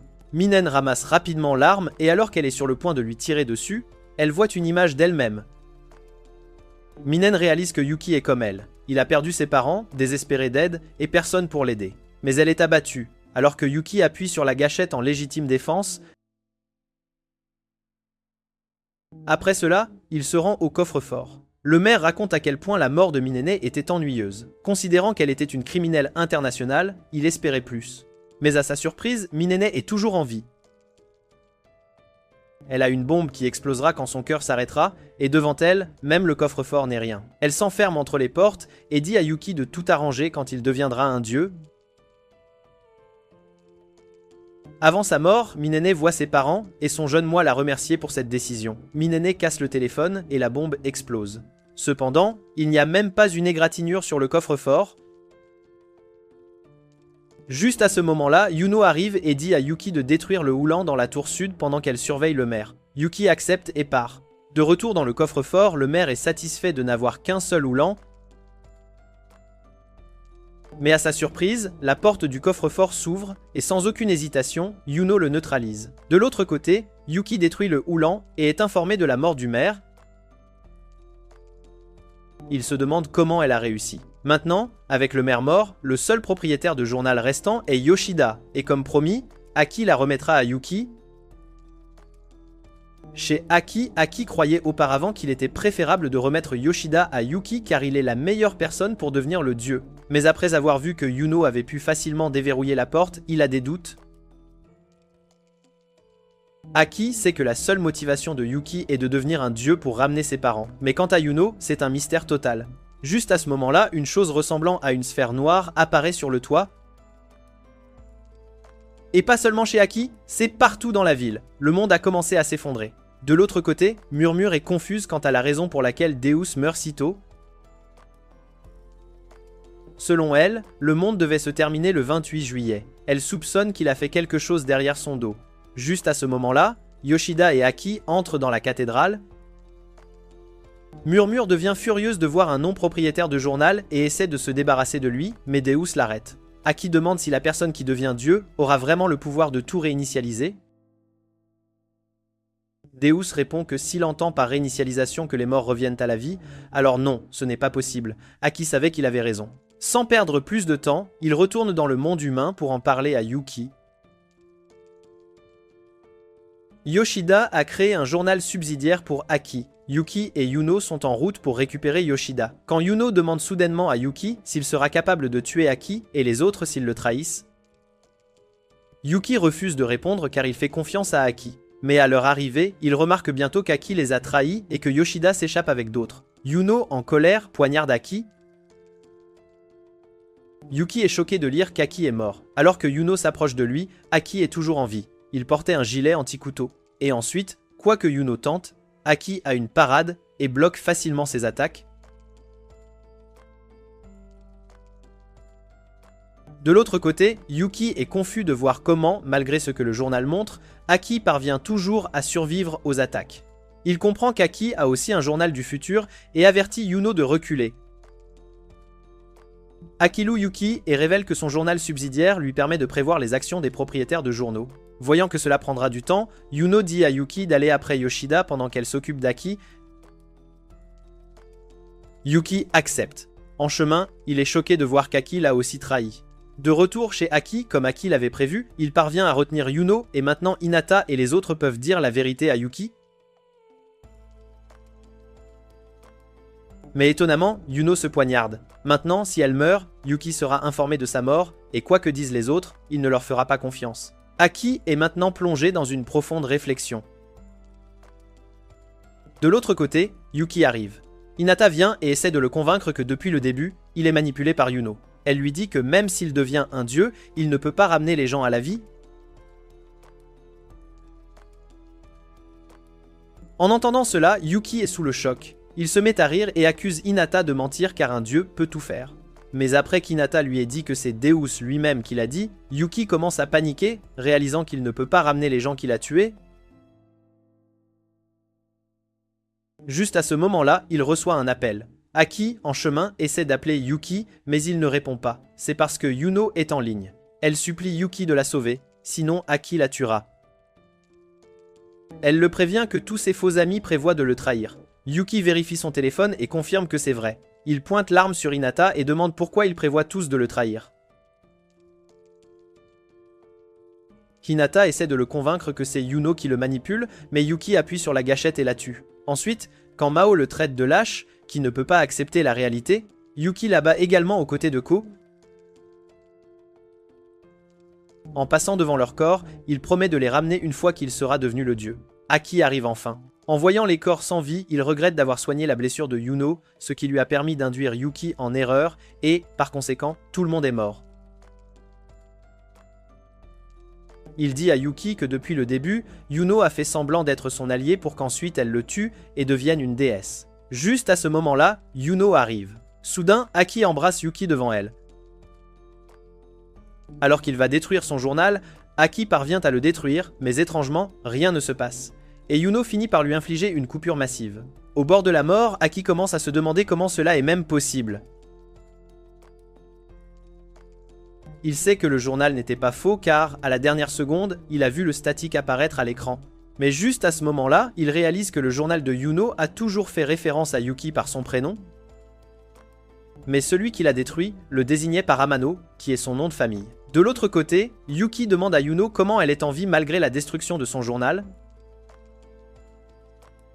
Yuno l'assure que c'était un faux. Yuki n'y prête pas beaucoup d'attention et va éliminer Yoshida. Avant sa mort, Yoshida demande à Yuki de créer un monde où ses enfants pourront vivre en paix. Avec sa mort, il ne reste plus que Yuno et Yuki. De l'autre côté, Aki est encore à peine en vie. Tout ce temps, il a cru que le corps retrouvé chez Yuno était le vrai et que l'actuel est un faux. Mais en repensant à la façon dont Yuno a pu déverrouiller le coffre-fort, il comprend enfin la vérité. Ses cordes vocales sont détruites, alors il essaie de montrer à Yuki un message écrit. Alors que Yuno voit Aki approcher, elle le décapite immédiatement, mais Yuki lit quand même le message. Dans la cathédrale, Deus est mort et le noyau laissé derrière est la dernière puissance restante qui maintient le monde intact jusqu'au 20. Bientôt, Yuki et Yuno en sont informés. 3 jours plus tard, dans la maison de Yuno, Yuki est beaucoup plus détendu car il n'a plus à craindre d'être tué. À ce moment-là, il comprend qu'il ne peut pas ramener les morts, mais le fait qu'Aki l'ait averti que Yuno le tuerait et le message qu'il a laissé le dérange toujours. Après le dîner, alors que Yuki essaie d'aller dans sa chambre, Yuno l'arrête. Elle se met à pleurer, lui demandant pourquoi il ne flirte pas avec elle. Yuno comprend que tout ce qu'elle sait faire, c'est tuer, mais malgré tout, elle espérait que Yuki tomberait amoureux d'elle. Mais même maintenant, il va dormir dans une autre chambre. Yuno se sent pathétique et va dans sa chambre. Yuki peut voir à quel point elle l'aime, et la seule pensée qu'elle le tue, même après avoir eu suffisamment d'occasions, semble irréelle. Finalement, c'est le 27 juillet, la veille du jour où le monde va prendre fin. Yuki regrette d'avoir douté de Yuno et maintenant, avant la fin du monde, il veut lui rendre ses vrais sentiments. Pour la première fois, Yuki invite Yuno à prendre un bain ensemble. Ensuite, ils vont dans la chambre et font l'amour. Après 2 minutes maintenant qu'ils ne font plus qu'un, Yuki demande à Yuno de lui dire la raison pour laquelle elle a menti concernant le retour à la vie de chacun s'il devenait un dieu. Yuno sort soudainement sa hache. Elle s'excuse d'avoir menti, mais elle l'a fait pour que Yuki commence à chercher à devenir le dieu. Et maintenant qu'ils ont enfin éliminé tout le monde, la dernière chose qu'elle désire, c'est qu'il la tue. Mais Yuki refuse. Si devenir un dieu signifie perdre la personne qu'il aime, il ne le veut pas. Yuki est heureux qu'ils puissent tous deux mourir paisiblement, mais il se demande toujours pourquoi Aki lui a montré cet étrange message. Yuno se lève et lui pose la question. Yuki lui révèle qu'Aki pensait que Yuno venait du futur et qu'elle était déjà devenue une déesse. Après cela, elle est retournée dans le temps pour venir dans ce monde et a pris la place de la Yuno de ce monde en la tuant.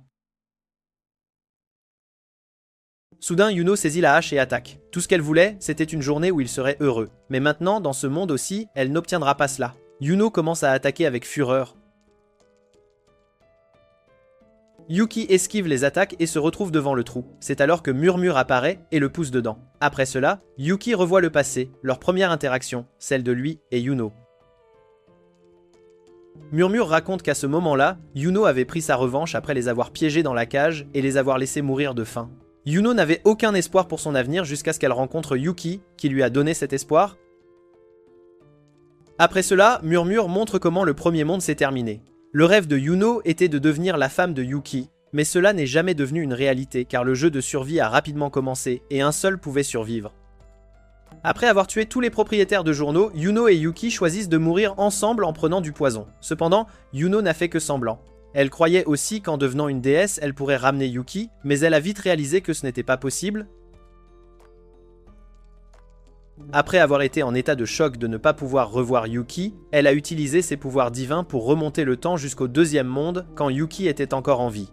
Sans aucune hésitation, elle s'est débarrassée de la Yuno du deuxième monde car elle ne voulait pas partager son amour. En voyant cela, Yuki est ému de réaliser que la fille qui avait promis de devenir sa fiancée n'est plus. Il essaye désespérément de l'aider, mais Murmure lui dit que c'est inutile car ce ne sont que des visions. Étrangement, au seuil de la mort, Yuno entend la voix de Yuki et commence à le supplier de l'aider. Murmure est incrédule d'en être témoin. Elle annule immédiatement l'illusion et il retourne au présent.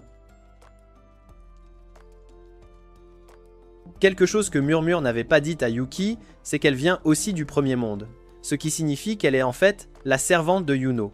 Après que Yuno soit venu dans ce monde et ait tué la Yuno du deuxième monde, Murmure a utilisé ses pouvoirs pour effacer une partie de la mémoire de Yuno. Et la raison pour laquelle des choses similaires ne se sont pas produites comme dans le premier monde, c'est parce que Yuki a ouvert la porte de la maison de Yuno, ce qui a révélé la vérité sur la Yuno du deuxième monde. Finalement, Yuno a lentement commencé à retrouver ses souvenirs, après quoi elle a commencé à apporter de petits changements qui ont fini par modifier toute la chronologie. De retour au présent, Yuki confronte Yuno et lui demande la raison pour laquelle elle essaie de le tuer. Pour Yuno, elle voulait mourir des mains de Yuno et l'aider à devenir le dieu. Mais quand Yuno a refusé de la tuer et a dit qu'ils voulaient mourir ensemble, Yuno n'a pas pu l'accepter. Si Yuno ne devient pas dieu, alors l'univers entier sera détruit. Donc, pour empêcher cette destruction, le deus du passé ne lancera pas le jeu de survie et choisira une méthode différente pour sélectionner le prochain dieu. Et à cause de cela, la relation entre Yuno et Yuki ne sera pas plus étroite et elle finira par rester seulement une harceleuse.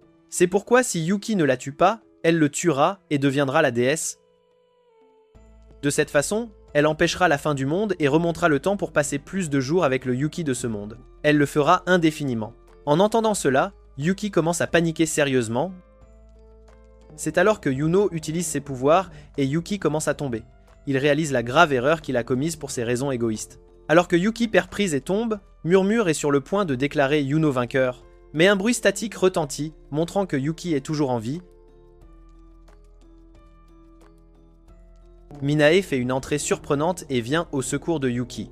Au début, Murmure est surprise, mais elle réalise ensuite que c'est l'œuvre de Deus. Murmure et Yuno utilisent un saut temporel et se rendent dans le troisième monde. Min et Yuki les suivent rapidement. Ils arrivent à la base et s'écrasent dans un bâtiment. La raison pour laquelle Min est toujours en vie est qu'au moment où Min était sur le point de disparaître, Deus l'a sauvé et l'a amené à un endroit où même Murmure ne pouvait pas venir. Deus a vite réalisé que Murmure n'était pas sa servante, mais comme il était presque à sa fin, il a transféré une partie de son pouvoir et de ses connaissances à Menet. En tant que personne ayant le plus souffert, elle était la plus légitime pour changer le monde pour le bien. Actuellement, ils sont dans le troisième monde et 2 ans dans le passé, ce qui signifie que le jeu de survie a encore 1 an avant de se dérouler. C'est alors que Yuki reçoit une notification de l'arrivée de Yuno ici pour tuer la Yuno de ce monde. Il reste encore 2 heures, alors Yuki veut sauver la Yuno de ce monde. Dans ce monde, Yuno est maltraité par sa mère, les parents de Tsubaki sont sur le point de partir en voiture, et le maire présente l'idée d'un journal du futur à Deus. Mais c'est alors que Deus est informé d'une anomalie. Après un certain temps, Yuki et Minae arrivent chez Yuno. Saika est sortie, il n'y a donc que Yuno à la maison, seule. Yuki ouvre la porte et est témoin de l'état terrible de Yuno. Yuno est tellement affamée qu'elle mange le bois du tapis de tatami et s'étouffe avec. Yuki appelle immédiatement une ambulance et le futur change. Minae est furieuse. Ils sont là pour arrêter Yuno et Murmure, mais s'ils font autre chose, cela changera l'avenir de ce monde. Yuki le sait, mais il ne peut tout simplement pas abandonner Yuno. C'est alors que Yuno et Murmure arrivent. Yuno a apporté une sorte de sphère dans laquelle elle a capturé les parents de Yuki de ce monde. Minae s'envole immédiatement avec les deux, les emportant. Yuki voit ses parents et veut les sauver, mais Minae est en colère et lui dit que ses parents sont morts. Ils ont déjà changé le futur en libérant Yuno et ne peuvent plus prendre de risques. ils ne peuvent ramener personne de leur monde, ils doivent donc sauver l'avenir de ce monde en éliminant Yuno. De retour chez Yuno, l'ambulance arrive, mais parmi eux, Ushio est également venu. Il a reçu un appel de l'hôpital, alors il est venu ici, pensant que sa femme avait encore fait quelque chose à Yuno. Yuno aperçoit un aperçu du passé qu'elle a subi, et de colère, elle le poignarde et essaie de se débarrasser des autres aussi, mais Murmure l'arrête. De l'autre côté, Minae a du travail à faire, alors elle dépose Yuki à l'école et s'en va. Yuki, portant Yuno, se dirige vers la classe où tout a commencé. Après l'avoir mise en sécurité, Yuno apparaît et commence immédiatement à attaquer. Yuki fait de son mieux pour éviter les attaques et aller plus loin afin que la Yuno de ce monde ne soit pas prise dans le combat. Bientôt, Murmure commence à utiliser ses pouvoirs pour entourer Yuno de sphères et les faire exploser. Yuki parvient à peine à les esquiver. Yuno lit son journal, mais elle est confuse quant à ce que sont nos véritables émotions.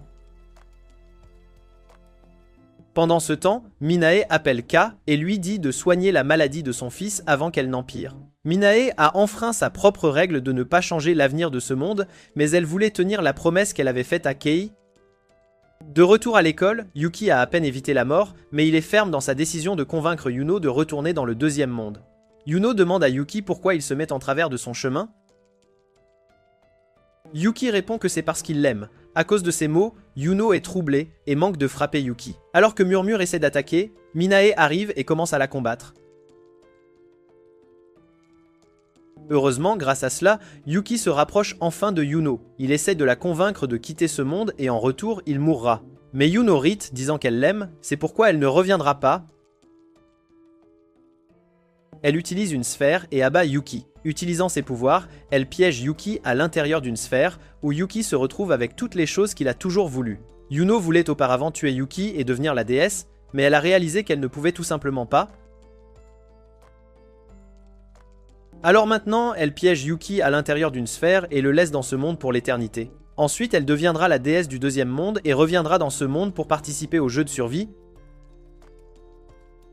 C'est la meilleure façon de réaliser ses rêves sans tuer la personne qu'elle aime. Avant que Yuki ne puisse dire quoi que ce soit, la sphère se referme. Au poste de police, Saika est venue signaler la disparition de sa fille, mais c'est alors que K est informé de l'explosion qui se produit à l'école.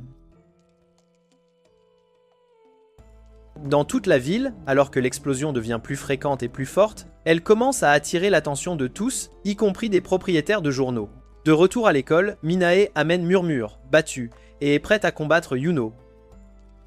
Cependant, Yuno libère la limite de Murmure, et maintenant son pouvoir est hors de contrôle. Avec cela, comme un monstre vicieux, Murmure bat Minae à plate couture, lui infligeant d'énormes dégâts au bras et la mettant finalement hors de combat. Pendant ce temps, Yuki a complètement tout oublié et vit la vie qu'il espérait. Après avoir pris le petit déjeuner, la famille se dirige vers les montagnes pour observer les étoiles, profitant de l'instant. Mais étrangement, il a l'impression qu'il y a quelqu'un d'important pour lui qu'il a oublié. Dehors, avec Yuki et Minae pris en charge, Murmure soigne Zuzio, lui rendant ses forces. Alors que Yuno est sur le point de tuer la Yuno de ce monde, elle remarque qu'elle marmonne en demandant à ses parents de l'aider. Yuno trouve cela pathétique de voir à quel point elle est innocente et pure. Yuno partage ce que son avenir va être. L'état mental de sa mère va s'aggraver, car son père ne rentrera que rarement à la maison. À cause de cela, elle sera davantage maltraitée et tous les espoirs qu'elle avait d'une famille heureuse disparaîtront complètement. Mais un jour, elle aura la chance de les droguer avec des somnifères, puis elle les enfermera dans la cage pour se venger. Après un mois de famine, ils mourront et, comme toujours, elle sera seule, complètement isolée. Mais la Yuno du troisième monde ne ressent pas cela. Elle aime ses parents et sait qu'un jour, ils la comprendront. Yuno réalise qu'elle aussi pensait la même chose, mais se demande où les choses ont mal tourné.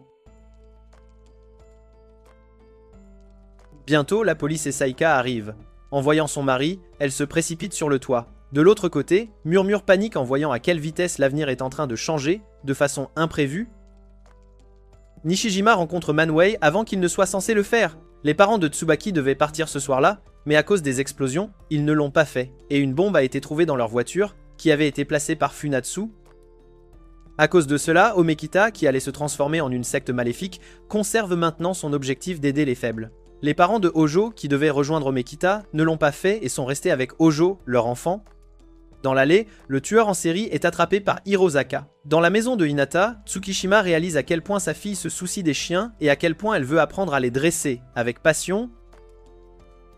À l'orphelinat, Yoshita reçoit un appel du maire concernant le financement de son orphelinat. C'est parce que le journal du futur sur lequel le maire travaillait lui a révélé sa mort et comment le vainqueur, au lieu de sauver le monde, voyagerait dans le temps. À cause de cela, Deus a décidé de changer la façon de sélectionner le prochain dieu. Et maintenant, Murmure panique parce qu'à ce rythme, le jeu de survie lui-même pourrait ne jamais avoir lieu, ce qui est une catastrophe. De retour à l'intérieur de l'école, alors que Yuno essaye d'attaquer, Ushio s'interpose et prend le coup. Peu après, Saika arrive également et est heureuse de retrouver sa fille, saine et sauve. Yuno est incrédule de voir ses parents s'inquiéter pour elle. C'est alors que Kei arrive et pointe son arme sur Yuno. De retour dans la sphère, Yuki se souvient enfin de Yuno. Avec émotion, il est triste de quitter ses parents, mais il décide de choisir Yuno plutôt que son rêve perdu. De retour à l'extérieur, Yuno commence à se voir comme une méchante. Elle est heureuse pour la Yuno de ce monde, mais elle aime Yuki, et pour lui, elle doit tuer la Yuno de ce monde. Alors qu'elle se précipite sur elle, Kei appuie sur la gâchette, la murmure du deuxième monde arrête la balle, et Yuki se libère et arrête Yuno. Pendant que la murmure du deuxième monde s'occupe de la murmure du premier monde, Yuno est émue de voir Yuki la choisir plutôt que son rêve. Yuki dit à Yuno qu'elle n'a pas sa place ici. Il lui demande de le tuer afin qu'elle puisse redevenir la déesse du deuxième monde. Yuno lève le couteau et se poignarde, un geste désespéré. Au final, elle ne peut tout simplement pas tuer la personne qu'elle aime. Tous deux partagent un baiser pour la dernière fois et peu après Yuno meurt. Avec cela, Murmure déclare que le vainqueur est Yuki, et sans perturber davantage ce monde, il se dirige vers le deuxième monde. Et bientôt, le monde retrouve son équilibre. 2 ans plus tard, le Deus du troisième monde est toujours en vie, car il n'a pas lancé le jeu de survie, qui était censé avoir consommé beaucoup de ses pouvoirs, le laissant affaibli. Alors maintenant, il a le temps de réfléchir à la façon de choisir le prochain dieu. Après avoir reçu la permission de Deus, Mene est maintenant installée dans ce monde. Elle et Nishijima sont mariés et ont 2 adorables enfants, une famille comblée.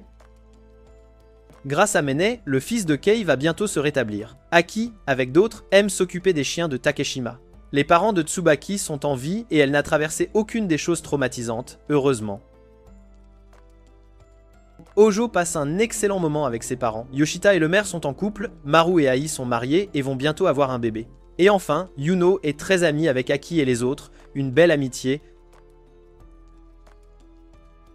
Après la destruction de l'école, elle a été transférée dans une autre école et n'a donc jamais eu la chance de rencontrer Yuki. Mais malgré cela, elle a l'impression qu'il y a quelque chose de précieux pour elle qu'elle a oublié. Un souvenir enfoui. La scène se déplace la nuit, Yuno parle avec son ami imaginaire de la façon dont elle a l'impression qu'il lui manque certains de ses souvenirs. Soudain, Yuno se retrouve dans la cathédrale. Murmure est alerté de l'infiltration et va l'empêcher d'aller plus loin. Mais c'est alors que Minae arrive. Elle dit à Yuno d'aller de l'avant pour retrouver ses souvenirs pendant qu'elle s'occupe de Murmure. Yuno commence à courir, et en chemin, elle commence à se souvenir d'un garçon qui lui était très proche, un lien fort. Elle entre dans une pièce en forme de sphère et trouve la Murmure du premier monde qui est en captivité. De l'autre côté, Deus arrive et arrête le combat de Murmure et Meneus. Le fait que Yuno ait voyagé dans cette dimension est suffisant pour prouver que c'est son destin de rencontrer la personne qu'elle aime. Pendant tout ce temps, l'ami imaginaire de Yuno était la Murmure du premier monde. Avant d'être scellée, Murmure a absorbé le noyau de Yuno, ce qui a fini par lui transférer ses souvenirs, un échange inattendu. En conséquence, elle a commencé à sympathiser avec elle et faisait de son mieux pour communiquer avec la Yuno du troisième monde. En tant que servante de la Yuno du premier monde, Murmure demande à Yuno de prendre tous les souvenirs de sa maîtresse, sans exception. Ils incluent des souvenirs heureux ainsi que des souvenirs tragiques et douloureux. Malgré cela, Yuno les prend et se souvient de tout concernant Yuki. De l'autre côté, 10 000 ans se sont écoulés depuis que Yuki est devenu le dieu de l'espace et du temps. Il ne sait pas ce qui est arrivé au troisième monde après son départ, mais il espère que Yuno et les autres ont pu vivre une vie paisible. Il a les pouvoirs de créer un nouveau monde, mais ne le veut pas, car il n'y aurait pas de Yuno, sa bien-aimée. Tout ce qu'il a, c'est son journal avec la dernière entrée.